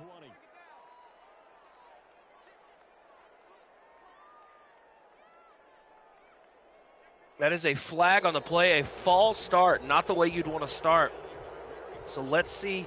Now you're backed up, 1st and 15 at your own 14-yard line. This is not how you want your first drive to start out. We have a pause in the action real fast. I do believe we're just going to fix some settings within the game. I do believe that's what this pause is for. But we will wait and hold you on this action. Man, it has been an amazing couple weeks here on Madden Mondays. What impressive play. We've had multiple teams, huge highlights, huge plays, close games. We've had a couple blowouts, and that's with anything. But right now, we will be changing some settings within this game, and we will be getting right back to the action. But, again, thank you to everyone out there. While I have a second here in this break in the action, I want to say thank you to Jacob Van Ryan, our commissioner, for allowing us to be here. Of course, our director of esports, Caleb Glooby, and Caleb is actually back in the studio producing for me this evening. So a big thank you to him for being here with me tonight. And for all the staff, interns, everyone here at the NECC behind the scenes that do amazing work. We have so many things that we are planning, working on, so many announcements. Please stay tuned. So many fun things coming here at the NECC. So we're going to get you right back into some action. It'll be just a second. Usually I have someone with me tonight. I'm sad to not see my buddy Brock Vereen with me tonight, but he was able to do that first match tonight, which was absolutely a fantastic set of matches. Now what I do want to do while I have a second here with you in here, I do want to go ahead and pull up the score report and kind of give you some information on what has gone down tonight so far. We will look, let's see here. I want to see McGiggles from Carroll University defeats Dylan Fern 2-0 in that match. Let's see here. I'm pulling up the information as it's coming to me, so forgive me for looking at this info. So it looks like Taylor Brundage, Kansas Wesleyan University, takes a 2-0 win over ZB, a 2-0 win. What a fantastic match for Taylor Brundage on that PlayStation platform for sure. Let's see.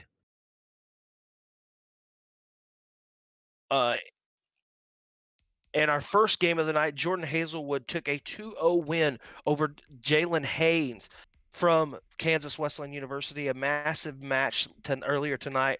What a fantastic game, and such a close game as well. It looks like also Nigel Davis faced off against Fremis. Nigel Davis from Fremis, sorry, excuse me. Nigel Davis from Kansas Wesleyan University.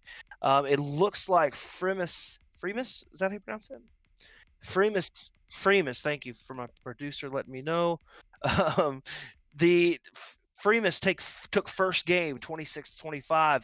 In the second game, Nigel Davis took that game 33-16, and Nigel Davis took game 3 22-6 to make a 2-1 victory for Nigel Davis over from Kansas Wesleyan University. So a very nice night for it looks like for Kansas Wesleyan as they won one game and did drop the Jalen Haynes game. So a nice night for them as well. A couple other schools here I want to look at.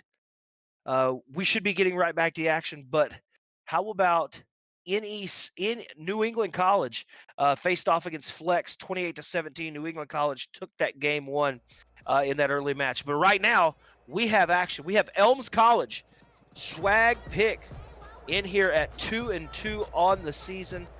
Faces off against Lakeland University's Vincent McNeeman, 1-3 so far. So New Orleans will be Lakeland University. As you hear me mention it, you'll hear me say, I'm just going to go by the team name. So New Orleans will hand off, and a massive hole in a juke. Let me refresh my screen here just to make sure we're on time.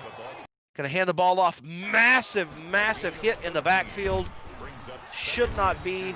And that right there was probably a EA Madden thing that they need to get fixed. Jalen Smith hits Alvin Kamara in the backfield. Should have been stopped for a loss, but does not get it. 1st and 10 at the 29-yard line. All right, it's going to be 1st and 10 here from the 29-yard line. Let's see what Lakeland University tries to do here on offense. Going to run a play action. Roll it, throws it out. Not able to hit Jared Cook on that bootleg. So close to being complete. Not able to pull it off. It's 2nd down and 10. All right, let's see. It's going to be 2nd and 10 here from the 29-yard line. Taysom Hill formation in the game. Taysom Hill, a fantastic quarterback out of BYU. Been a Swiss Army knife for that New Orleans offense. Maybe looking to try to get the ball to Michael Thomas here. No, throws it to the outside to Smith.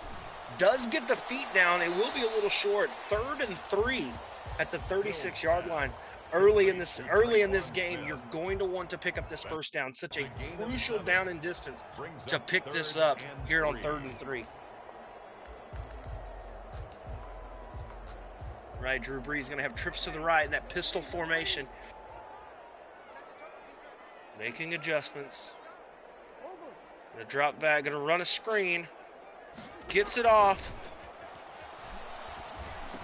And what a play on 3rd down as it's 3rd and 3, and it picks up a huge 1st down all the way up to the 49-yard line. 1st down, Lakeland University. Fantastic. As they come back into the single eye formation, 2 receivers to the left. Let's see what they do here.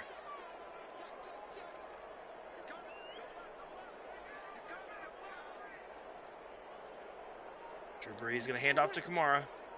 Running it to the outside. Jalen Smith there.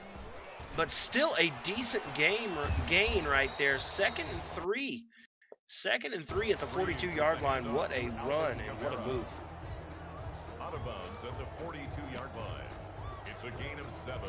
Brings up 2nd and 3.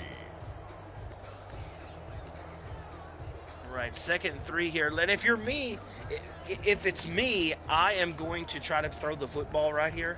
And it looks like he might, going back to that two running back shotgun set. Let's see what they try to do. Maybe try to hit Smith here. Smith's going to be open. Doesn't throw it, but wide open in the middle of the field. Catches Emmanuel Sanders for the massive touchdown. Touchdown, Lakeland University Esports. And Vincent McNeeman has taken the lead with a massive across-the-middle throw. Drew Brees, Emmanuel Sanders, what a hookup, touchdown. Let's see the extra point coming up. What a fantastic throw. Way to read the defense, saw that cover 2 defense, the safety split away, and he threw the ball right down the middle of the field for a massive touchdown. 7-0 lead for Lakeland University. And for Vincent McNeeman, you come into this game 1-3 on the season. So on that first drive, being able to capitalize with that massive touchdown is exactly the way that you wanted this to go. Just a little bit of showmanship right there. That's why they call him swag. A little bit of showmanship. Comes in at 2-2. Now let's see what this Dallas offense will have in store as they get ready to come on the field here.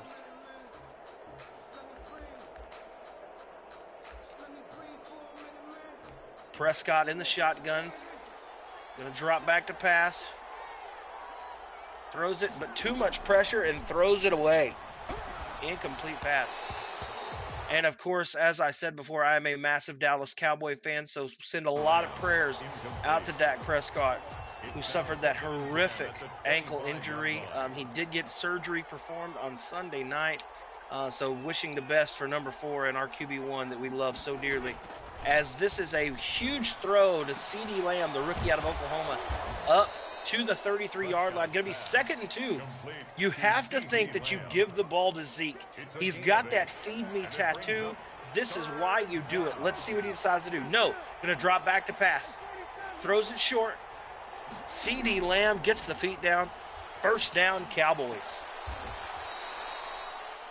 And very impressive. I have not seen a lot of teams that have used the Dallas Cowboys not run the football. So looking to see maybe when we're going to see Ezekiel Elliott get involved in this game. Just motioning his man, trying to see what defense he has. You can see the cover two, running cover two right now by Lakeland University. Going to drop back, has Zeke, and just like that on cue, going to push forward, takes a little roll, first down, Cowboys. Ball at the 47-yard line. Let's go. Prescott's pass complete to Ezekiel Elliott. Elms College looking to put this up to 3-2 on the season. Looking to throw, but he's hit in the backfield. Davenport with a massive, massive shot on Dak Prescott, and it is incomplete. Fantastic play. Now, if you're Dallas, 2nd and 10 here. Let's see what kind of defense that Lakeland University will come out in. It's going to be pretty curious to see what they try to run here. Send Michael Gallup in motion to Dak's right.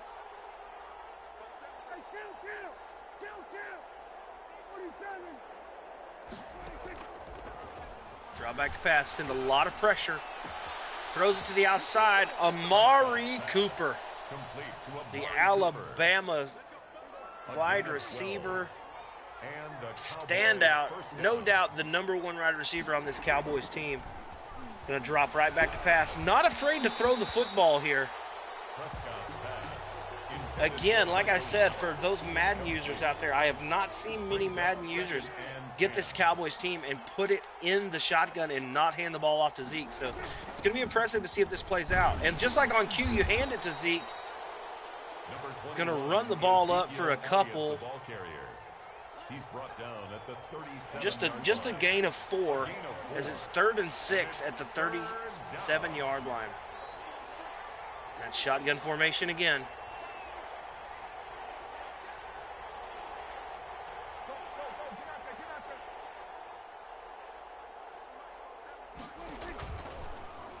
They drop back to pass.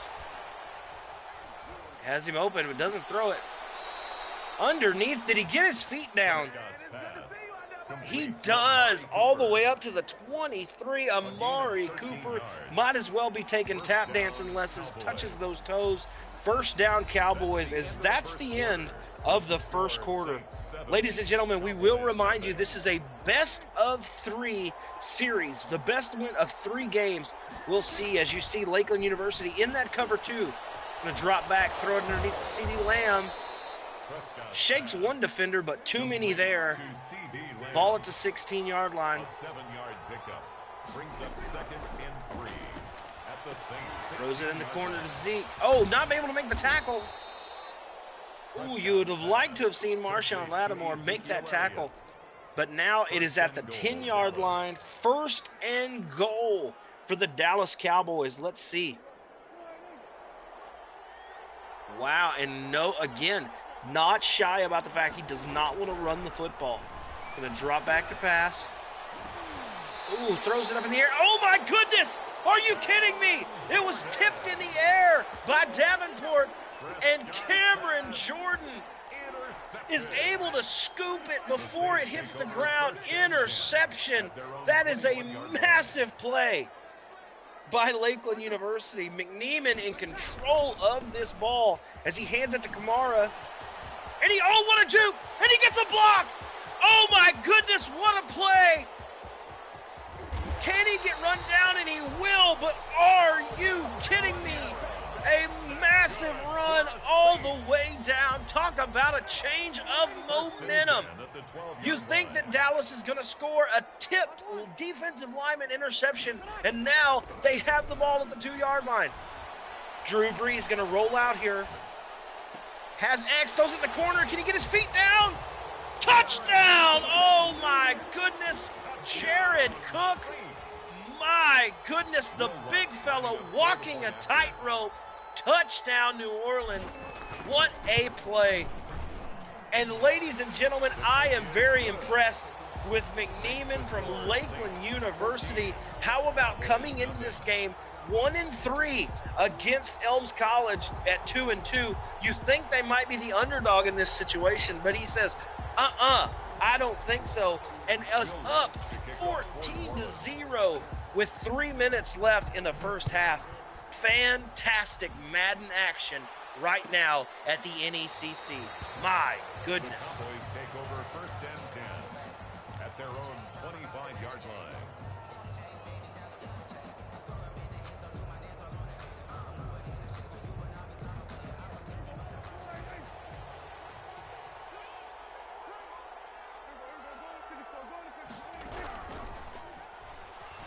And drop back to pass. Dak Prescott throws it across the middle. Has Zeke Elliott. Huge, tries to get away. Complete to Ezekiel Elliott. But it looks fantastic. Let's see, he's going to line up again in that shotgun. No one in the backfield. Going to drop back to pass. Throws it underneath CeeDee Lamb. Oh, my goodness. Juke City. Fantastic. First down, and just like that, the Cowboys in complete control trying to move up. But we saw this on the last drive. They had control and threw the interception. So let's see. Across the middle, hits Elliott. Wow, what a massive shot there. But first down. Hurry up offense here. Almost to the 2-minute warning. Will they get the snap off? They do. Zeke going to run. Gets away from Rankins. Slides down to the 5-yard line. And with 2 minutes left here in the first half, 2nd and 4 at the 5-yard line, and no running back in the backfield. Let's see if it works out for him. Never seen this before. Sends Elliott in motion.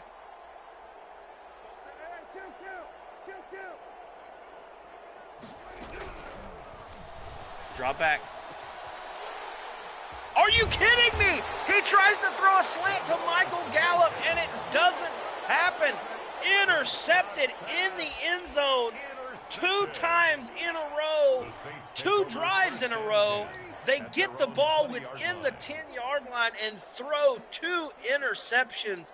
This is not the way that Elms College wanted their day to go as they drop the ball off to Kamara.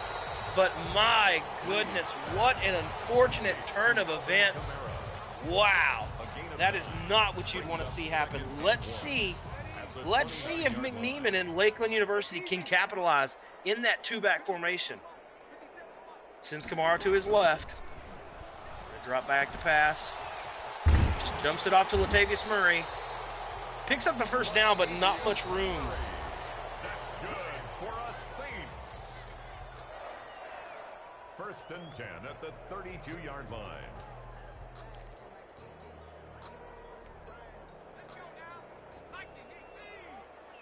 Taysom Hill back under center. Let's see what they try to do. Taysom Hill drops back to pass. Oh, he had R1. He doesn't throw it to Smith. Dumps it off to Kamara, and he will call the first timeout. I'm sorry, the second timeout of this first half. At the 40-yard line. Continues to have Taysom Hill in the backfield. Let's see what he runs here. Oh my goodness! A wide receiver screen with Emmanuel Sanders. The block picks it up in a massive play all the way up to the 48-yard line for New Orleans. At the 48-yard line.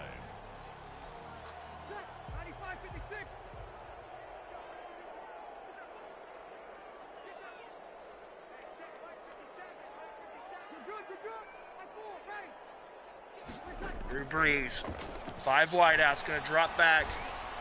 Looking, throws it. This could be picked off, but he steps out of bounds. Oh my gosh, what a turn of events.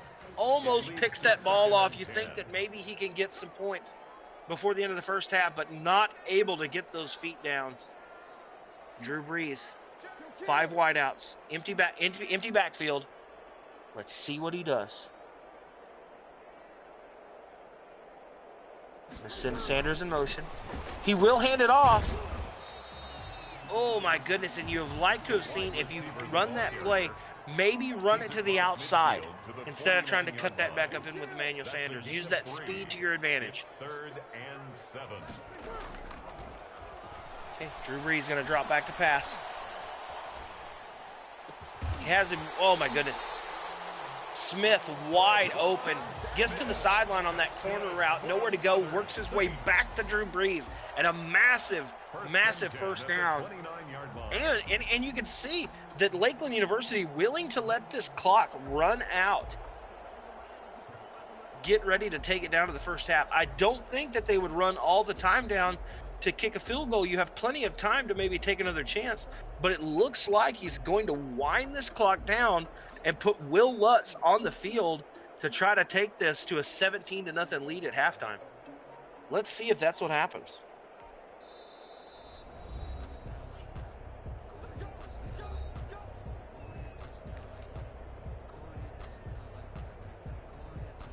Will Lutz on for the field goal.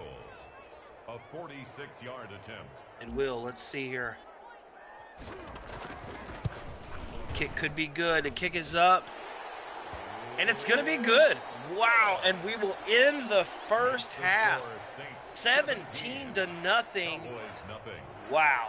What an impressive move. What an impressive play. Massive field goal there. Now, as we get to the second half, the Cowboys will receive the ball. Elms College down 17 points. This game is not over with, especially if you look at the way that the Cowboys are playing offense. Twice they have ran down the field in less than a minute, but thrown 2 back-to-back interceptions. And I understand your swaggy dance out of the back of the end zone, but down 17-0, I wouldn't be dancing at all. I would be worried about how to beat this New Orleans defense right now that continues to rise up in the red zone and get interceptions. So let's see how this plays out in the second half of this first game in this best-of-3 series. Prescott under center. Lots of pressure here. Hit as he throws Cameron Jordan. The ball is incomplete. Massive play by Cameron Jordan. It's now 2nd and 10 at the 25-yard line.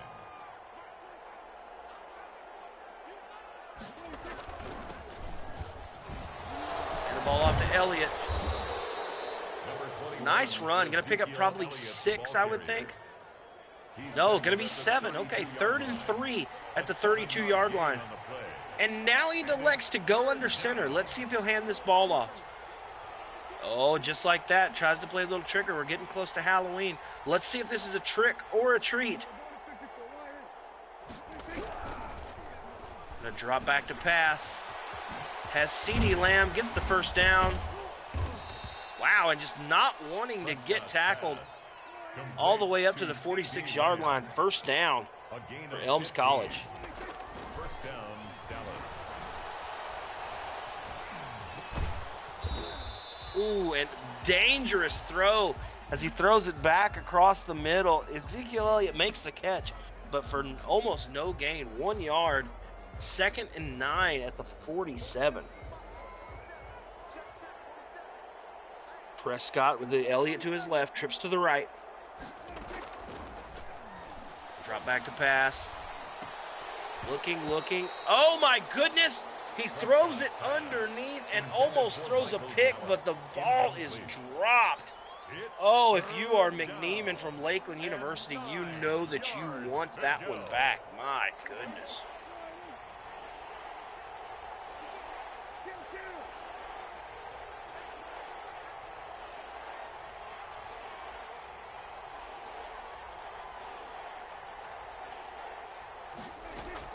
Prescott back in the shotgun, going to drop back to pass. Throws over the middle. Oh, tries to hit Dalton Schultz, but not able to make the catch. 4th and 9. You have to think that the Cowboys will probably go for it here in Madden. With this much time, you really just can't stand by and see what happens. You really have to try to take advantage.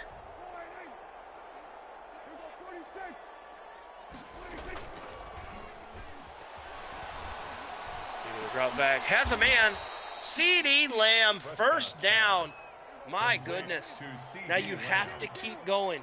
You have to keep your foot on the gas and see how this plays out. Let's see. Gonna draw back to pass.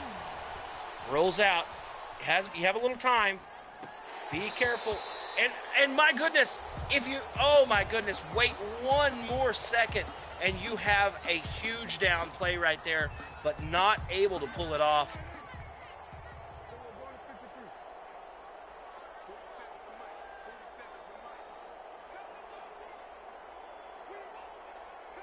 Scott, 5 wideouts, no one in the backfield.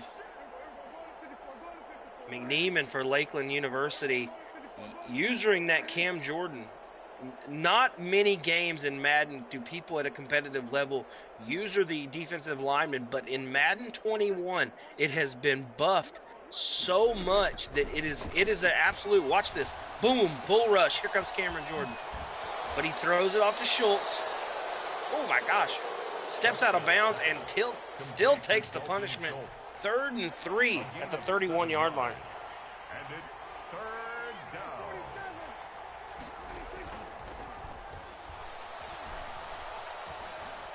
Rankins. Massive throw. What a way. Takes time. Finds his time in the pocket. Catches Amari Cooper. Now this is where it happens. You've thrown 2 interceptions inside the 10. You have to score a touchdown. And he does. He drops it off to the Oklahoma man, CeeDee Lamb. Touchdown Cowboys. And now, hopefully, let's see how the extra point goes. But looking like a 10-point disadvantage right here for Elms College. But this is, and he's going to go for 2. Wow. Did not see this coming in this situation. Hands it off to Zeke. Nowhere to go, and it's a fumble in the backfield. Oh, I don't understand necessarily the thinking there. You would think that you kick the field goal and just set yourself up. The 2 points doesn't do much for you. It hurts you more than anything.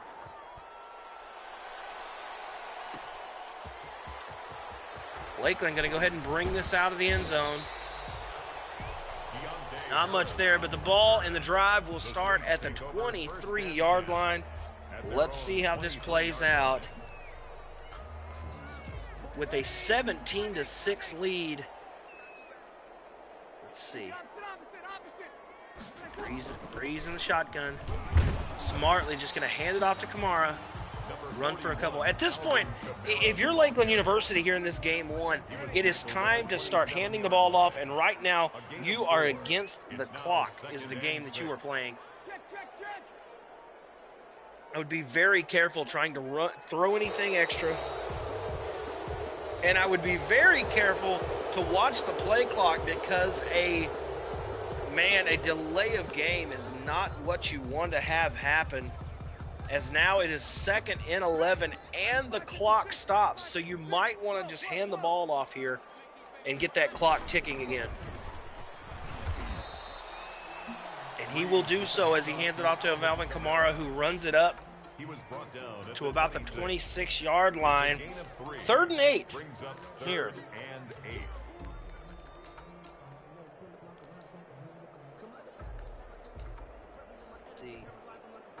McNeeman, we just saw a tweet on Twitter. If you can follow us on NECC Games live right now, Lakeland University tweeting that McNeeman is taking care of business, and he is doing that. Let's see how that business will play out. As he gonna, now he does not pick up the 1st down, but he does stay inbounds and makes that clock run. Let's see if he will decide to go for it here. In this situation, I'm gonna go ahead and punt just because I still have a 2-score advantage and I want that clock running. But we will take it down to the 4th quarter with McNeeman from Lakeland University, 17-6 in this game 1 of this best-of-3 series. Up right now. This is impressive. Let's see how this plays out.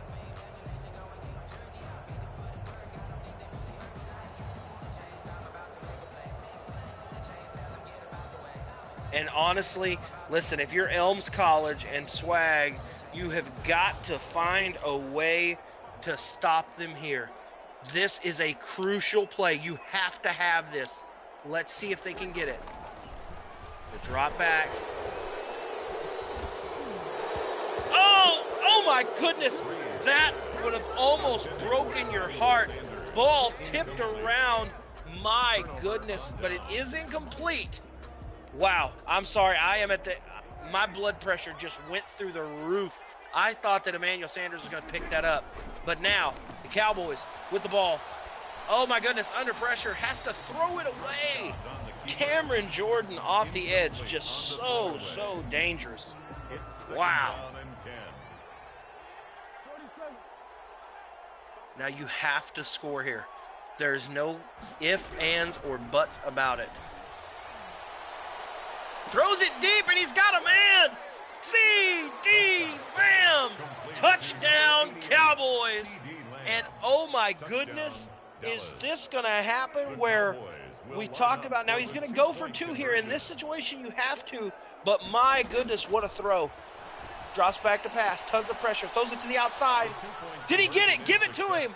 He does! Amari Cooper gets 2 feet down, falls inside the pylon, and the 2-point conversion is good for the Dallas Cowboys. Elms College, my goodness, 14-17.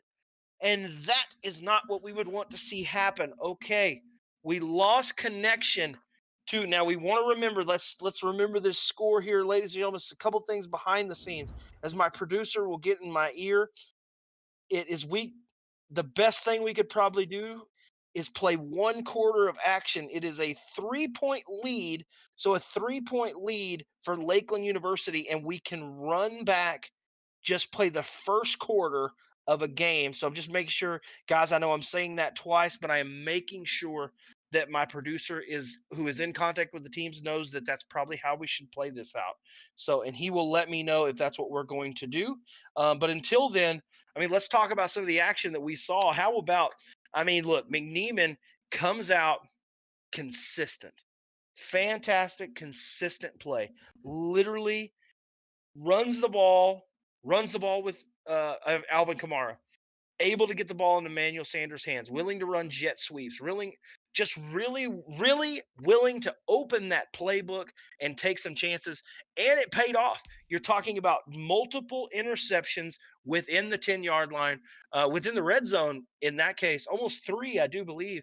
And wow, what a turn of events. As we thought, I thought, I'm going to be honest with you, I thought this game was over. I thought we were going to pivot and rotate and go to game 2. But Elms College and Swag just shows that he has that swag and fights back to a 14-17 deficit. And my goodness, this is a 3-point lead. And if you're McNeeman right now, I know that your team tweeted that you're taking care of business, but right now the business at hand is going to be holding off this onslaught from Swag and Elms College right now. Man, this is fantastic. My producer is about to tell me in my ear what we're going to do, so just hold on for that information. Okay, we have notified both teams on what we will be doing, and we will play the first quarter of a match, and that will be the fourth quarter with the 3-point advantage going to McNeeman from Lakeland University. Wow, and what a game we've seen so far. And again, some questionable, I don't want to say questionable decisions, but some decisions that I have never seen before. Most people, ladies and gentlemen, when you play Madden, when you pick a team like the Dallas Cowboys, one of the things that you do is you get in I formation and you run the ball. That is across the board in competitive Madden. If you are a Dallas Cowboy user, you run the football. But Swag comes out and says, you know what? I'm going to put those fantastic receivers, Amari Cooper, Michael Gallup, C.D. Lamb, that tight end, and Dalton Schultz in, and I'm going to put 5 wideouts, and I'll maybe throw the ball to Ezekiel Elliott on some routes or some slants, and it's something that I've never seen done before. But he was down by 17 points, seems like just a few minutes ago. Guys, this was a 17-point lead, 17-0 at halftime of this game. And it's a 3-point game. It is fantastic. This is fantastic action. I'm sorry I said fantastic twice, but I might say it 3 or 4 times because this is great Madden esports action right here at the NECC. Wow. And while we take a second, I do want to say thank you to our partners once again. Thank you to our friends at ESTV, our linear TV partner, now available on Samsung TV Plus, the Roku channel, and multiple platforms, bringing you esports action from around the globe 24/7 on their platform. And we just are so grateful to them. Of course, our brand new friends at Helix Esports for being here with us. We appreciate everything they do behind the scenes. And of course, our friends at HyperX, some of the best gear in gaming now comes to the NECC. And with HyperX, we are excited to announce that our championship series, players in those championship series will be able to select between a fancy headset, kind of like the one that I've got on right now. Big shout out to HyperX. Or a keyboard and mouse setup. There's all kinds of fun stuff going on. So they will be able to select some items. So big thank you to HyperX, giving some products for our championship teams as well as sponsoring those championship series. So it is going to be a fantastic next few weeks here as we get ready. You know, we are a couple of weeks away from the playoffs starting. So we're going to have some playoff action here pretty soon. And it's going to be fantastic to watch. I know that. All right, we are going to jump right back in. Let's go ahead and jump in to the Mercedes-Benz Superdome. Now remember, ladies and gentlemen, this is the fourth quarter that we are watching. So the fourth quarter, and yes, that's right. Yep, this is perfect. New Orleans will get the ball as Dallas just scored in the last game. So this is actually correct. Remember, this is the fourth quarter with a three-point advantage. Three-point advantage for New Orleans.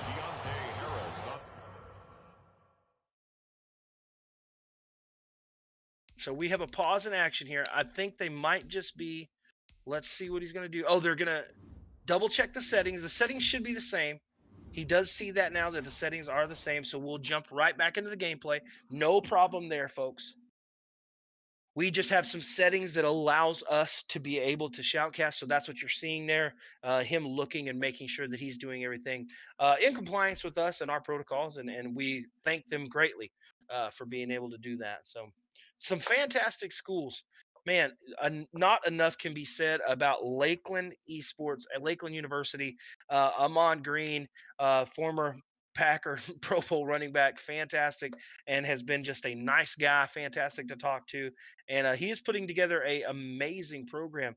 And then Elms College, man, they have some players. Comes in, I mean, look at Swag. Comes into this game 2-2 on the season.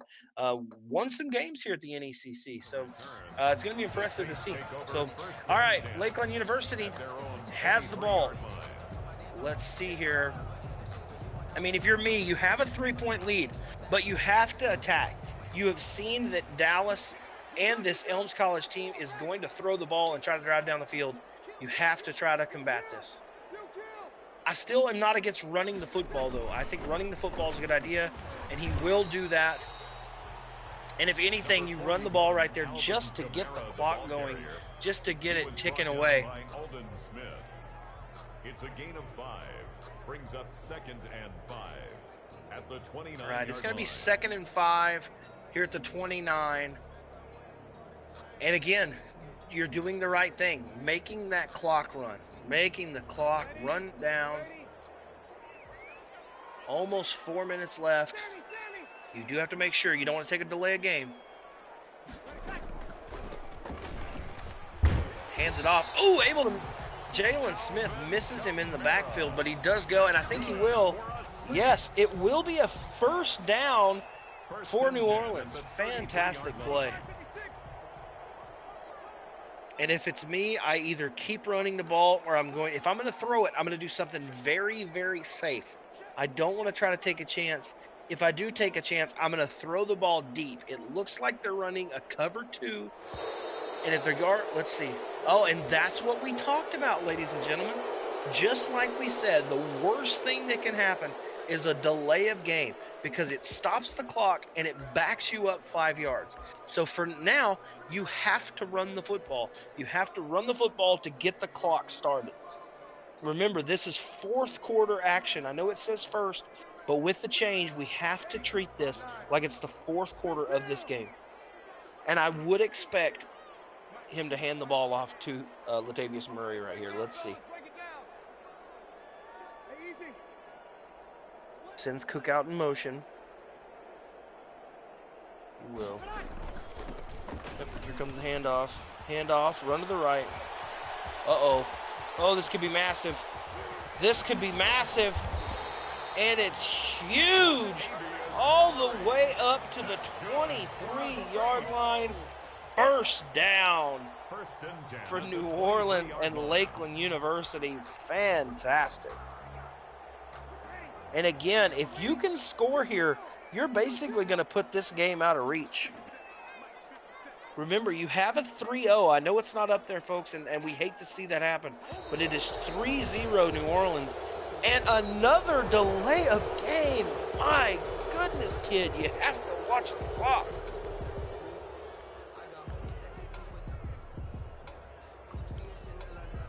All right, now he bounced back from that delay of game. Let's see what he does here.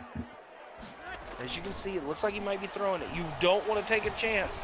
Had Michael Thomas open, but doesn't throw it. Drops it off to Kamara. Dangerous throw, but is able to pick up the first down for New Orleans and Lakeland University, driving into the end zone, in the red zone at this point, looking to go up and take this to a 2-score advantage, which will basically be the end of this game. If they score here, it's over. If they score a touchdown, this game will be over, period. That's a massive stop. Now you have to start using your timeouts. Remember that this is the fourth quarter. Use your timeouts. No gain on the play. Second and 10. There it is. You have to remember. There it is. So, 2nd and 10. This is the drive. This is it. If you are the Dallas Cowboys, if you're Elms College, you have to stop him here. A first down ends this game.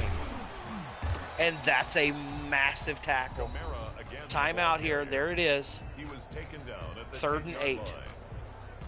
Guys, this is it. Everyone watching in the chat, I appreciate you being here. Remind you that you can comment in the chat. I will see that. My producer will let me know what you're saying.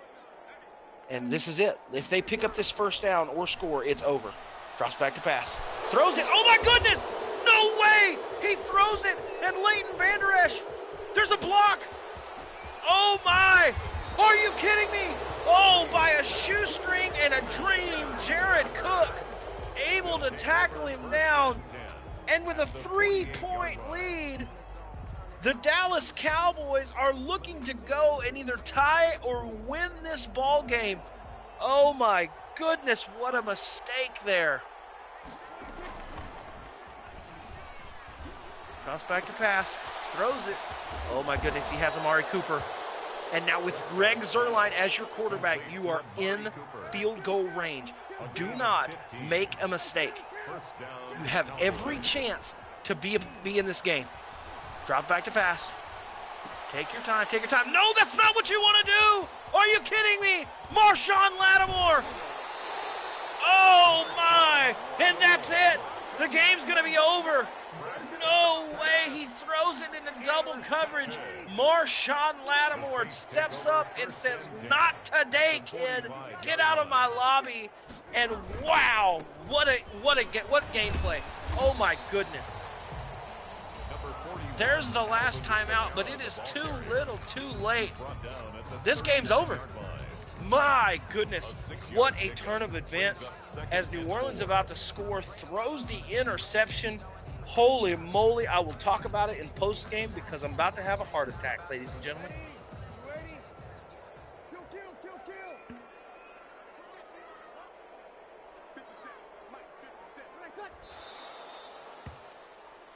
Breeze on the keeper. He'll need one more of those. One more of those and this game's over. 3rd and 5.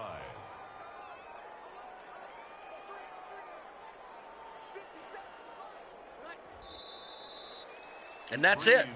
Ladies and gentlemen, this game is over as it goes to the end of the first quarter. Now, one of them will Thomas Morstead on the that's punt it. for the That is the end of the Saints. first quarter. And again, that is That's the the ball end game. of the first So someone will quarter click with- it and concede this. It doesn't matter who. So wow, that is a 17-14 win for Lakeland University. Let's come back over here to the studio and we can chat about what we just saw. They can concede whoever's going to, and we will get this set up for game 2. But my goodness, ladies and gentlemen, how about the fact? Whoa! I mean, holy moly! You drive down and you think you have a 3-point advantage. You think that you're going to score and make it a 2-score game and then end the game, but you make a mistake and overthrow the wheel route, and that happens. That's part of playing Madden. But in that situation, to overthrow the wheel route, Leighton Vander Esch makes a huge interception, runs it down the field, and you know that if you're Lakeland University, McNeeman is just shaking in his boots, and you know he would love to have that one back. And then Elms College, you turn around, you have every single, it's like he walked up to you with a gold-plated plate and took it off and said, here's the game, you can have it. And he fumbles the plate. He drops back to pass, throws it into double coverage, and intercepted by Marshawn Lattimore. Oh, what a way to end game 1.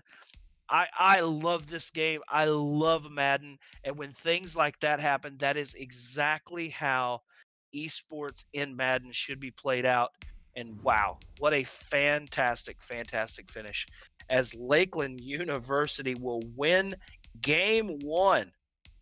McNeeman 17-14 and takes a 1-0 advantage in this best-of-3 series. And now, what is so impressive for McNeeman, he comes into today's match, everybody. He comes in at 1-3. So at 1-3, you think that you're trying to bounce back and get back into this game. But no, you take command. You take a 17-point lead at halftime and fight and fight. The disconnect happens. And I can tell you from someone that's played in multiple Madden tournaments, when that happens and a disconnect happens, especially when you have the lead, it's one of the most demoralizing things that can ever happen because it throws your psyche off. You feel like you have the momentum. You feel like you're driving forward. And when it happens, it's so frustrating. But he's able to compose himself, work his way through it. He does throw the interception, but able to pick it up.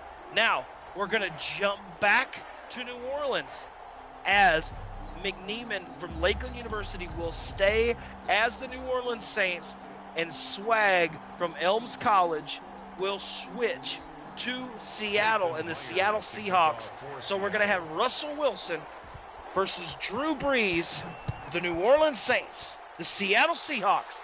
Game 2 of this best-of-3, Elms College, Lakeland University.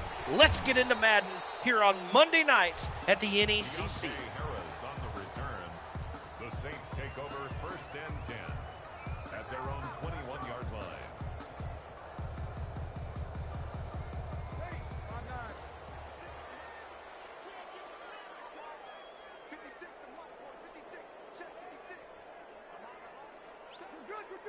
Right, going to be in the shotgun for Drew Brees. Let's see if he does what he did last game. McNeeman sends Jared Cook out. Drop back to pass. Throws the screen to Kamara. Has to beat one guy, but KJ Wright says no thanks and makes a huge tackle. No gain on the play. Brings up 2nd and 10 at the 21-yard line. Massive, massive play. Okay, now it's 2nd down at the ball at the 21-yard line. Let's see what he's going to try to do. I mean, I think we've seen from McNeeman that he is not scared to run the ball. And as obviously as he drops back out there, you can see what he's thinking. Runs the ball up the middle. Alvin Kamara, the ball carrier. Picks up a couple. 3rd and 7. Now you have no choice. You have to throw the football here. But you have Michael Thomas, arguably one of the top 3 wide receivers in the league. on your team. So let's see how this plays out, because I think that there's going to be a chance. Yes, okay, this is exactly what I thought could happen. He shrinks those linemen. Oh my goodness, and there's an opportunity to hit Michael Thomas. And he adjusted to the streak. Let's see if Michael Thomas does it. He's open. He's wide open. Oh, but he's hit as he throws it. Oh, no. Oh, my goodness. Ladies and gentlemen, the difference between winning and losing, being a hero and a zero, is about 3 seconds, and he waits too long, gets hit as he throws. It's intercepted, and now Elms College with the ball at the 31 in control. Russell Wilson just going to throw it to Chris Carson. Out of bounds at the 28-yard line. 3-yard gain for 2nd and 7 at the 28. All right, Russell Wilson in that empty backfield. He'll drop back, some pressure. Throws it across the middle. Carson's there. He gets away, dives forward. Touchdown, Seattle. And my goodness, a massive interception. Takes the ball to the red zone, and he takes it. Now, man, Swag is going for 2. I do not understand this, but let's see if it works out.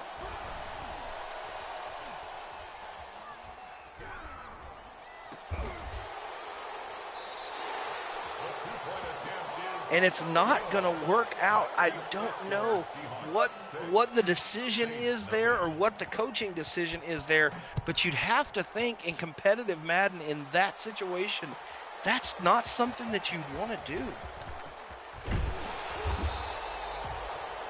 All right, now, I mean, a 6-0 advantage. If you're McNeeman, I don't understand going it for 2 right there. You leave the door wide open for McNeeman and Lakeland University as he comes out with trips to the left. Drops back at the pass. Throws it to Emmanuel Sanders. Ooh, massive hit right there. But takes the ball to the 42, and it's 1st down for New Orleans. 1st and 10 at the 42-yard line. What a fantastic game we have seen tonight so far, chat. This is fantastic. Big shout out to everyone watching at ESTV, now available on Samsung TV Plus, the Roku channel, everywhere that you can check it out. Ooh, and Bobby Wagner says, I watch ESTV. Sit down, kid. My goodness, what a play. 1-yard gain. 2nd and 9 here at the 42. At the 42-yard line. Again, we want to remind you, ladies and gentlemen, that you can follow us on our social media, on Twitter and Instagram at NECC Games, where we will have updates, live clip videos, giveaways, all kinds of action right there. Oh, and this is a huge, talk about action. If it's a block, he does get the block. Jamal Adams is able to tackle Emmanuel Sanders, but all the way up to the 16-yard line. 1st down, New Orleans. My goodness, what a throw and catch.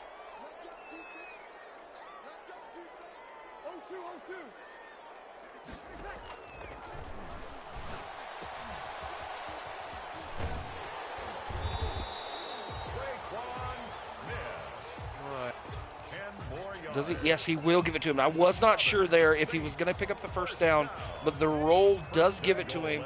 1st and goal at the 5-yard line, and this is where you have to stand up. Drops back, throws it to Kamara. Nowhere to go. KJ Wright with the initial hit, followed up Dunbar on the tackle. 4-yard loss on the play. 2nd and 4-yard loss. Ball back to the 10-yard line, and it gets a little harder. Backed up a little bit here. 2nd and goal.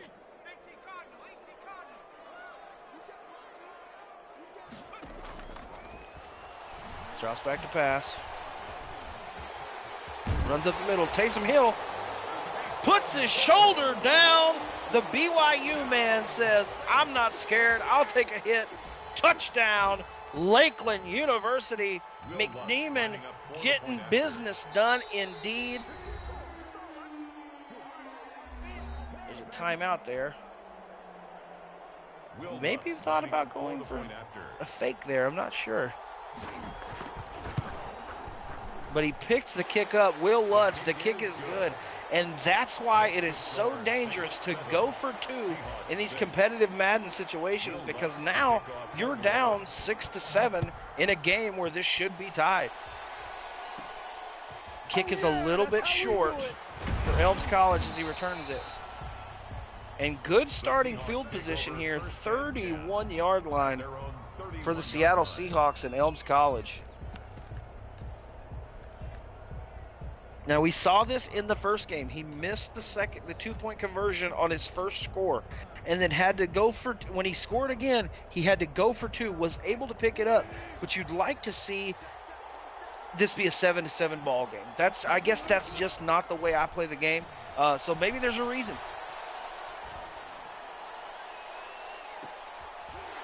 This is a huge ball, but it's thrown too deep and too late. Intercepted.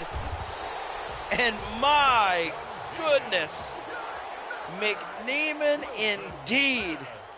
They might as well call him Steamin' McNeeman, because this kid is on fire right now. My goodness, what a play.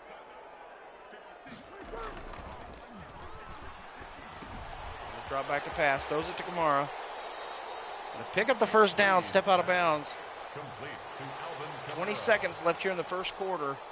Now remember, the New Orleans team, Lakeland University, has a 1-0 advantage in this best of 3. Throws it on the outside to Kamara. And at the end of the first quarter, ladies and gentlemen, this is a fantastic matchup.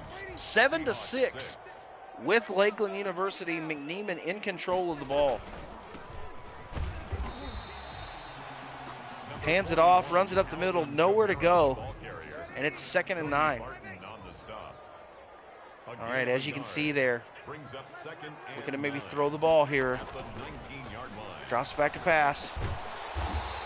Ooh, and I love that. That, ladies and gentlemen, that is one of my favorite plays in Madden. I use the New Orleans Saints playbook, and that single back to tight end where he goes up and that tight end sits in the middle, it is so hard to defend. Sends Hill out.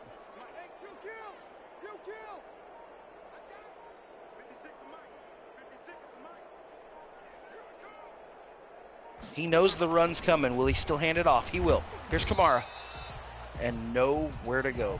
Kamara, the ball carrier. He's tackled at the 7-yard line. A pickup of 2. Brings up 2nd. Nowhere to go. The ball's at the 7-yard line. 2nd and goal here for McNeeman and Lakeland University.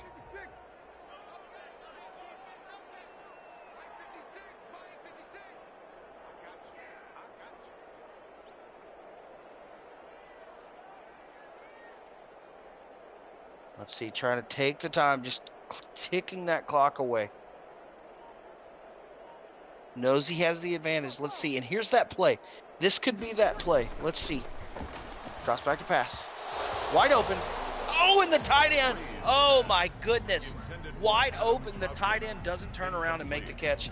That is called getting EA'd, ladies and gentlemen. Man. What a throw. 3rd and goal at the 7-yard line. Just missed the tight end as the tight end doesn't catch it.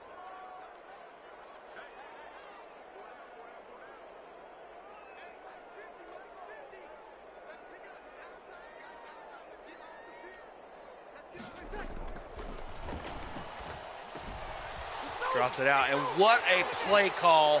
Throws it to the outside, and Alvin Kamara puts it in for the touchdown. Steamin' Neiman from Lakeland University. Fantastic play. And with this kick, the snap is up, the kick is up, and it's good. 14-6 by McNeeman from Lakeland University. Again, ladies and gentlemen, he came into tonight's match 1-3 on the season. And it just shows what kind of competition we have here at the NECC, because tonight, McNeeman looking unbelievable for Lakeland University and just all over Elms College's swag. Wow, what a game and what a match we've had here tonight so far. The Seahawks take over 1st and 10 at their own 25-yard line.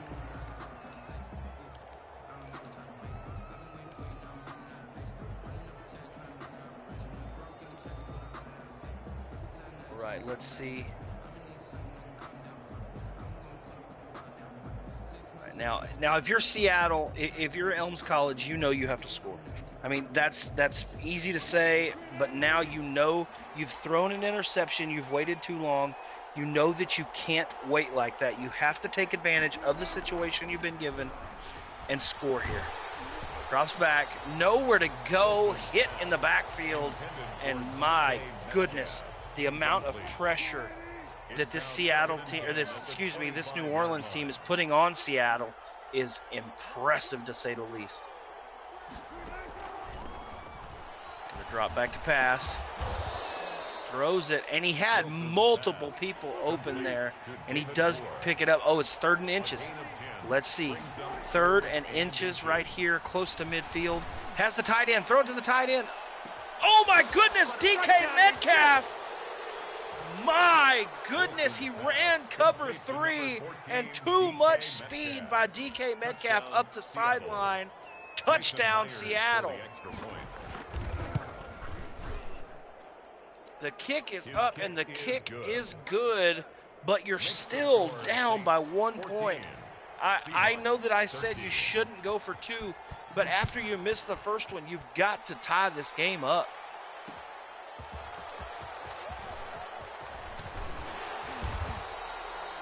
Harris going to bring this ball up to the 22-yard line on the kickoff return. Now, if you're New Orleans, you've got 2 minutes and 36 seconds. You don't want to give Elms College another chance to have the ball because he scored so fast. So let's see. You might have Michael Thomas on that streak. No, the safety's there to help cover it. He's not open. Yep, dump it off to Hill. That's a smart play. Gets out of bounds. And it's going to be 2nd and 3 at the 30. Nice drive here. Let's see if he can continue just to move the ball down the field, take advantage of the situation he has, and let's see how this plays out. Kamara's open. Throws it up the middle. Almost intercepted. Emmanuel Sanders not able to elevate, and luckily that ball not picked off. Wow, what a play.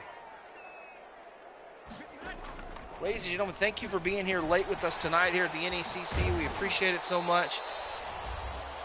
And a nice throw that will pick up the first down. First down for New Orleans in Lakeland.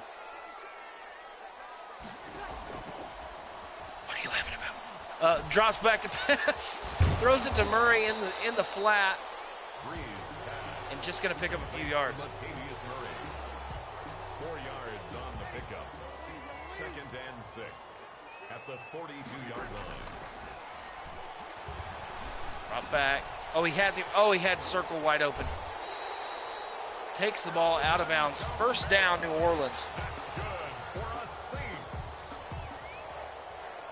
1st and 10 at the 48-yard line.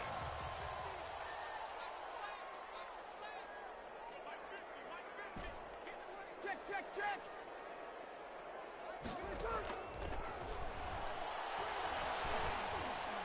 That's Kamara.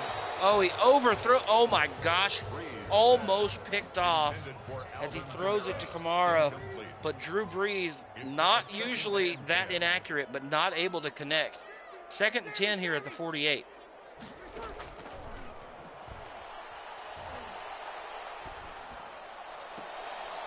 Oh, this could be picked. Oh, and what a good user. You would have liked to have seen him jump a little bit later, but he took KJ Wright, user on that middle linebacker, and took him all the way around and covered that deep end. Drop back to pass. Emmanuel Sanders, huge catch, takes it to the ground. First down, New Orleans and Lakeland University.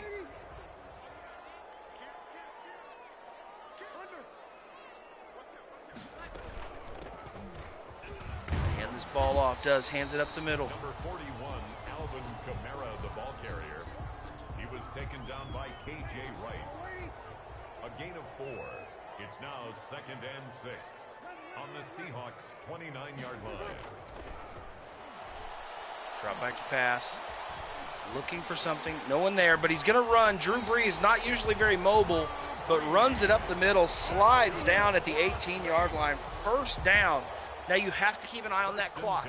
30 seconds left here in the first half. You cannot casually go about it unless you plan on just kicking a field goal. I would still play one more play. I would still try to take a shot at the end zone. But it looks like he'll run the clock down. I mean, I get it. I understand it. Just take the lead. And have put, yep, that's what's going to happen, folks.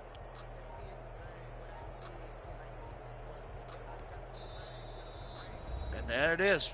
With the timeout, he drove the ball in and said, I don't want to take any more chances. It's a very responsible call with the lead and just says, I want to kick this field goal and let's see if we can take a bigger lead into halftime. Will Lutz on the field. Should be an easy pickup here.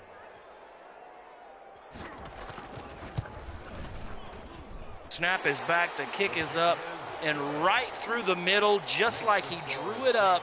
The kick is good, and for the second game in a row, McNeeman from Lakeland University puts up 17 points in the first half over Elm College's swag pick.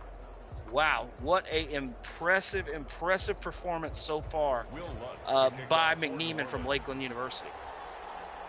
Elms College going to get the ball here to start the second half. As the kick is off and away, and we will see how it plays out.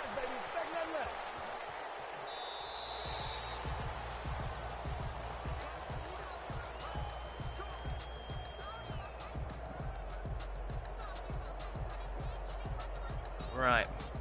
Russell Wilson, the Wisconsin Badger, All-Pro Super Bowl MVP, will come back on the field as he drops back to pass. 5 wideouts. Drops it off to Greg Olson. Going to pick up probably 7. Greg Olson out of bounds at the 31-yard line. Going to call it 6. 2nd and 4 at the 31. 5 wideouts. No one in the backfield. Making his adjustments. And just trying to make sure he adjusts right to the right play, what he thinks will work. Let's see if it does. Drops back, throws it deep, but there's nobody there. There's nobody there. Oh my goodness, he dropped it. Wide open interception, and he shouldn't have ate the popcorn before coming out on this drive because the Butterfingers doesn't intercept it. Wow, what a lucky chance right there for Elms College.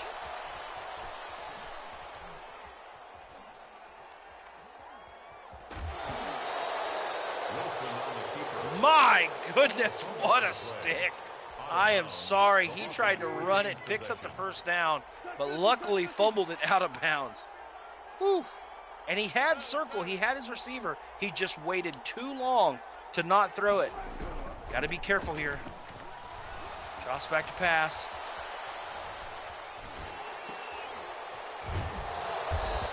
DK Metcalf going to catch it and take it up. Going to be about a yard short, I believe, 2 yards. So 2nd and 2 at the 44. So tough to roll to your right side with Cameron Jordan over there. Yep, going to drop it off to Tyler Lockett, the Kansas State Wildcat. Picks up the first down. First down for Elms College. Looking to try to put this ball in the end zone, take the lead in this game. Drops back. And again, that was the exact same play. And the dangerous thing is if he runs the same play again, if he runs the exact same play, look for DK Metcalf on the outside.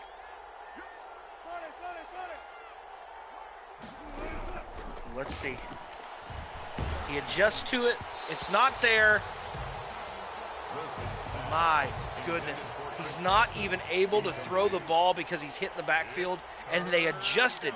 They saw it just like I did on defense. Lakeland, look at Lakeland right there. What he's doing is putting those safeties back. He's trying to avoid it. DK Metcalf is open. He's run too far. Oh my goodness. You don't want to run that far back because there's just no way even Russell Wilson, all-worldly Russell Wilson, can throw the ball 70 yards for a completion like that. It's just taking yourself out of the play.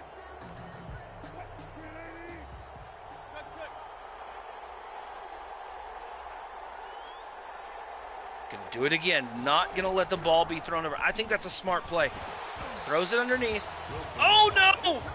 Oh my gosh! I thought that he picked up the first down, but my goodness, the hit draws the ball loose, and that is gonna be a first down for Lakeland as they take over. My goodness, that is unfortunate. And a huge first down right there as Kamara takes it up to the 37. 1st and 10. Oh, I know that feeling, ladies and gentlemen, when you pick up a first down and a small hit jars the ball loose and it just breaks your heart. Lakeland University in control here.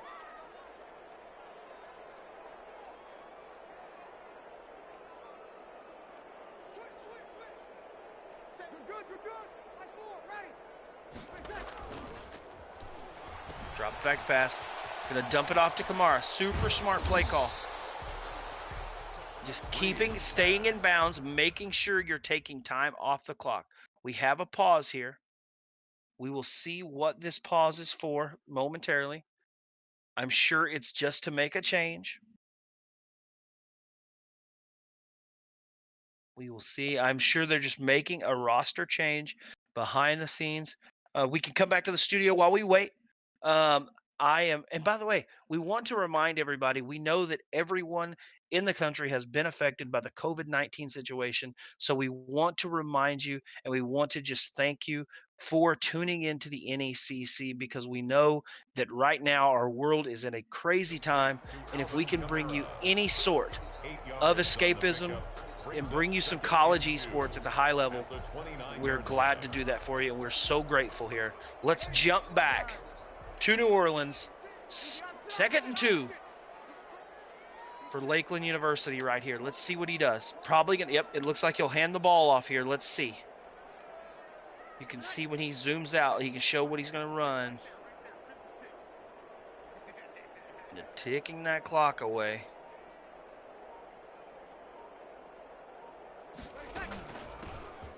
All right, gonna hand the ball off. Ooh. And Jamal Adams, big hit in the backfield. 3rd and 2. This would go a long way. Now that play right there is going to take them down, and that will be the end of the 3rd quarter. I'm almost positive. You wouldn't run another play here. Could be a mistake.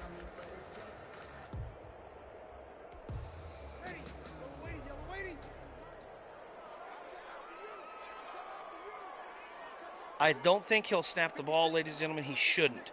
He should just go to the 4th quarter, which is what he should do, and that's what I think he will do. And it is. That is the right play, the right call to just take this to the 4th quarter, because now on your next play, if you're able to connect, you're able to run the football, you're able to get that clock started. Because at this point with the lead, you definitely, with only a 4-point lead, you definitely, you don't want to just sit on your lead. You know that the other team can attack, so you still want to be moving forward. You just don't want to take too many chances to give yourself the opportunity to lose this ball game. 3rd and 2. Drew Brees going to draw back to pass. Throws it to Kamara. Picks it up. Stays in bounds. 1st down for Steeman McNeeman from Lakeland University. Fantastic. 1st and 10 at the 18-yard line. Still a lot of time left in this game, ladies and gentlemen. It's just under 5 minutes left here in this 4th quarter. Hands the draw off. Nowhere to go, but we'll pick up 3 or 4. No, he calls it 1. I think I looked like he got a little farther than that, but they're going to call it 2nd and 9 at the 17-yard line. Oh my goodness, a touchdown would go a long way right here.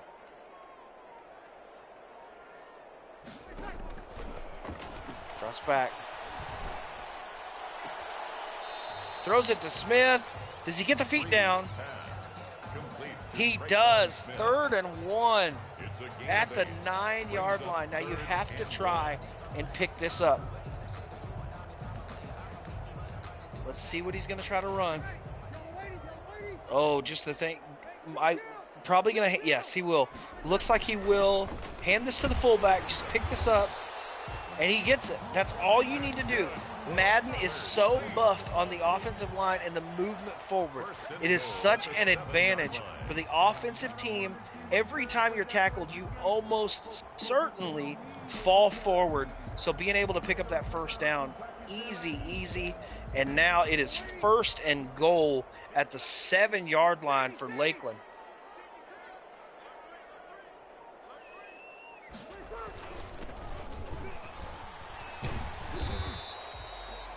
And oh my goodness, I thought he was going to score, but ball down to the 1-yard line.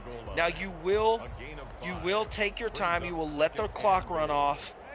And let's see here. It looks like he will. Let's see if he can stop it. We know he looks like he will hand this to the fullback. Let's see if he can get it in. Hands it off. Not able to get in. The defense collapses and attacks. Nowhere to go. 3rd and goal at the 2-yard line.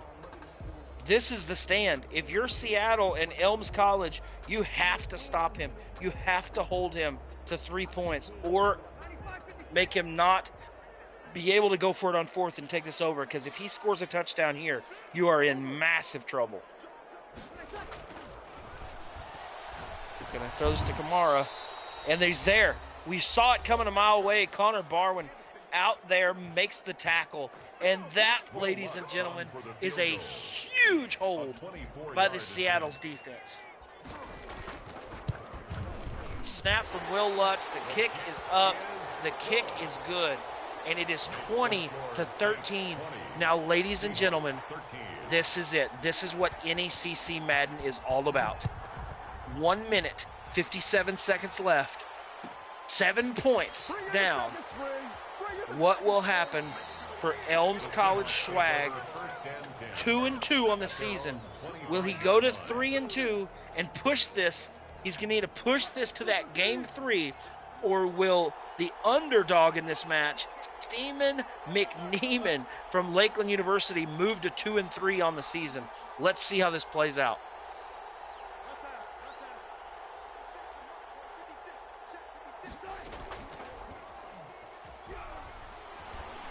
Play action pass, throws it across the middle. And just like on that 4th down play, you think that Tyler Lockett has it, but the hit jars the ball loose, and it's incomplete. 2nd and 10 at the 25-yard line.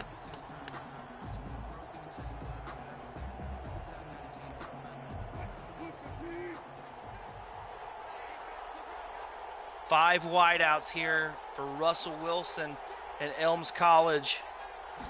Gonna make the adjustments. Drops back to pass. Here comes Cameron Jordan. Throws it underneath the Moore. Wilson's pass. But not much. That is not going to work. You've got to get the ball down the field or string together some plays to keep moving. It is 3rd and 6. Now you will have 2 downs. You're going to go for it on 4th no matter what. But let's see here. Drops back to pass. Oh no. Lots of pressure. Hit and thrown to the ground. Incomplete pass. And ladies and gentlemen, I hate to say, this is the ball game right here. 4th and 6. Ball at the 29. If you don't pick this up, this game is over. One of these teams is going to go to 2-3. Both, yes. Ugh. One of these teams is going to be super happy about 2-3, and the other one's going to be upsetty spaghetti. So let's see how this plays out.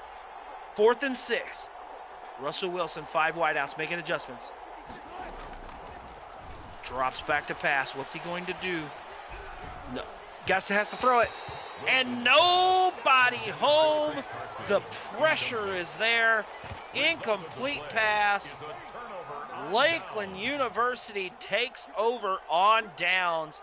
Ball at the 29, and now you will just hand the ball off. Run clock.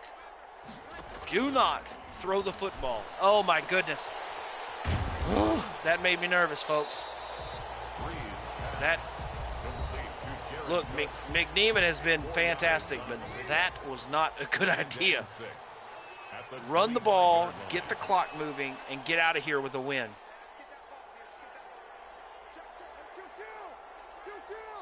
You can kick a field goal here in field goal range, and this game be over with. Hands it off. He will be short. This is going to be third and about a yard. 3rd and 2. And this is it, ladies and gentlemen. If there's any hope, this game is basically out of reach, but a stop here could be massive. Kamara in the backfield.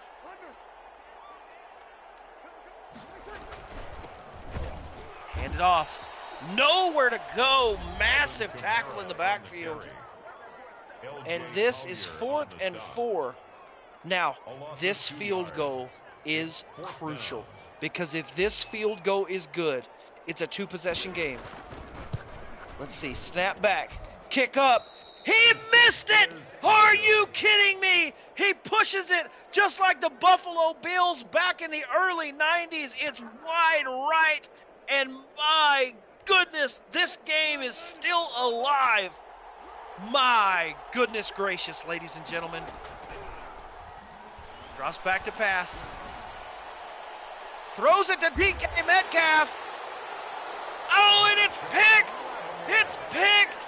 Marshawn Lattimore picked off at the 22-yard line. And that, ladies and gentlemen, is the game.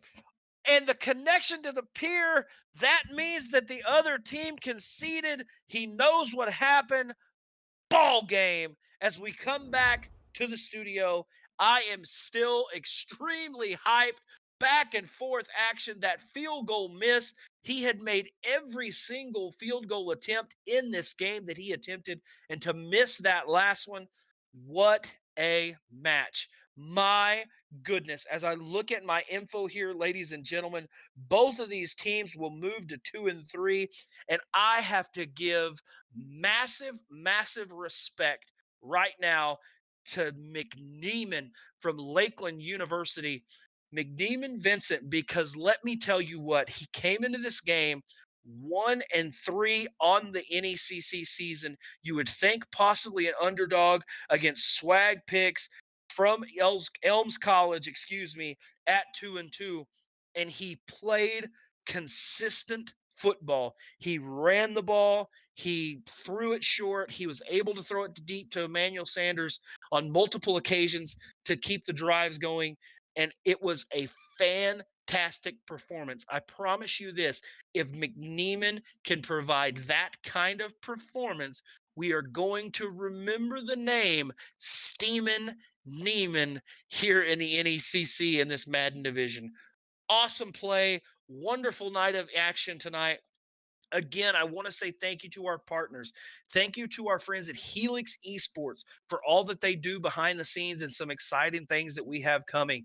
Thank you to our linear TV partner, ESTV. You might be watching on ESTV right now, and I am grateful for you doing that. If not, ESTV is now available on Samsung TV Plus, the Roku channel, and multiple other platform options where you can see live esports action from around the globe on their platform 24/7. And of course, big shout out to our friends at HyperX.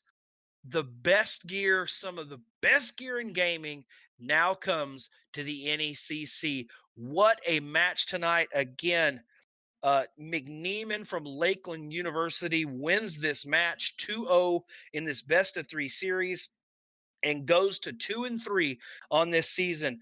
Big respect to Swag Pick from Elms College, who falls to 2 and 3, but has had a successful run here at the NECC so far.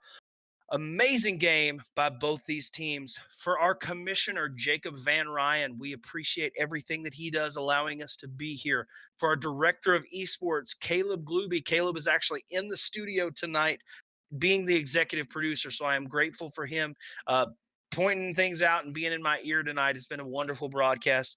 Until next time, ladies and gentlemen, remember that you can follow us on social media at NECC Games on Twitter and Instagram for all kinds of info and updates and giveaways. We have a lot of fun stuff coming.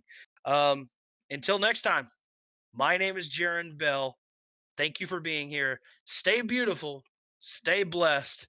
College esports lives right here.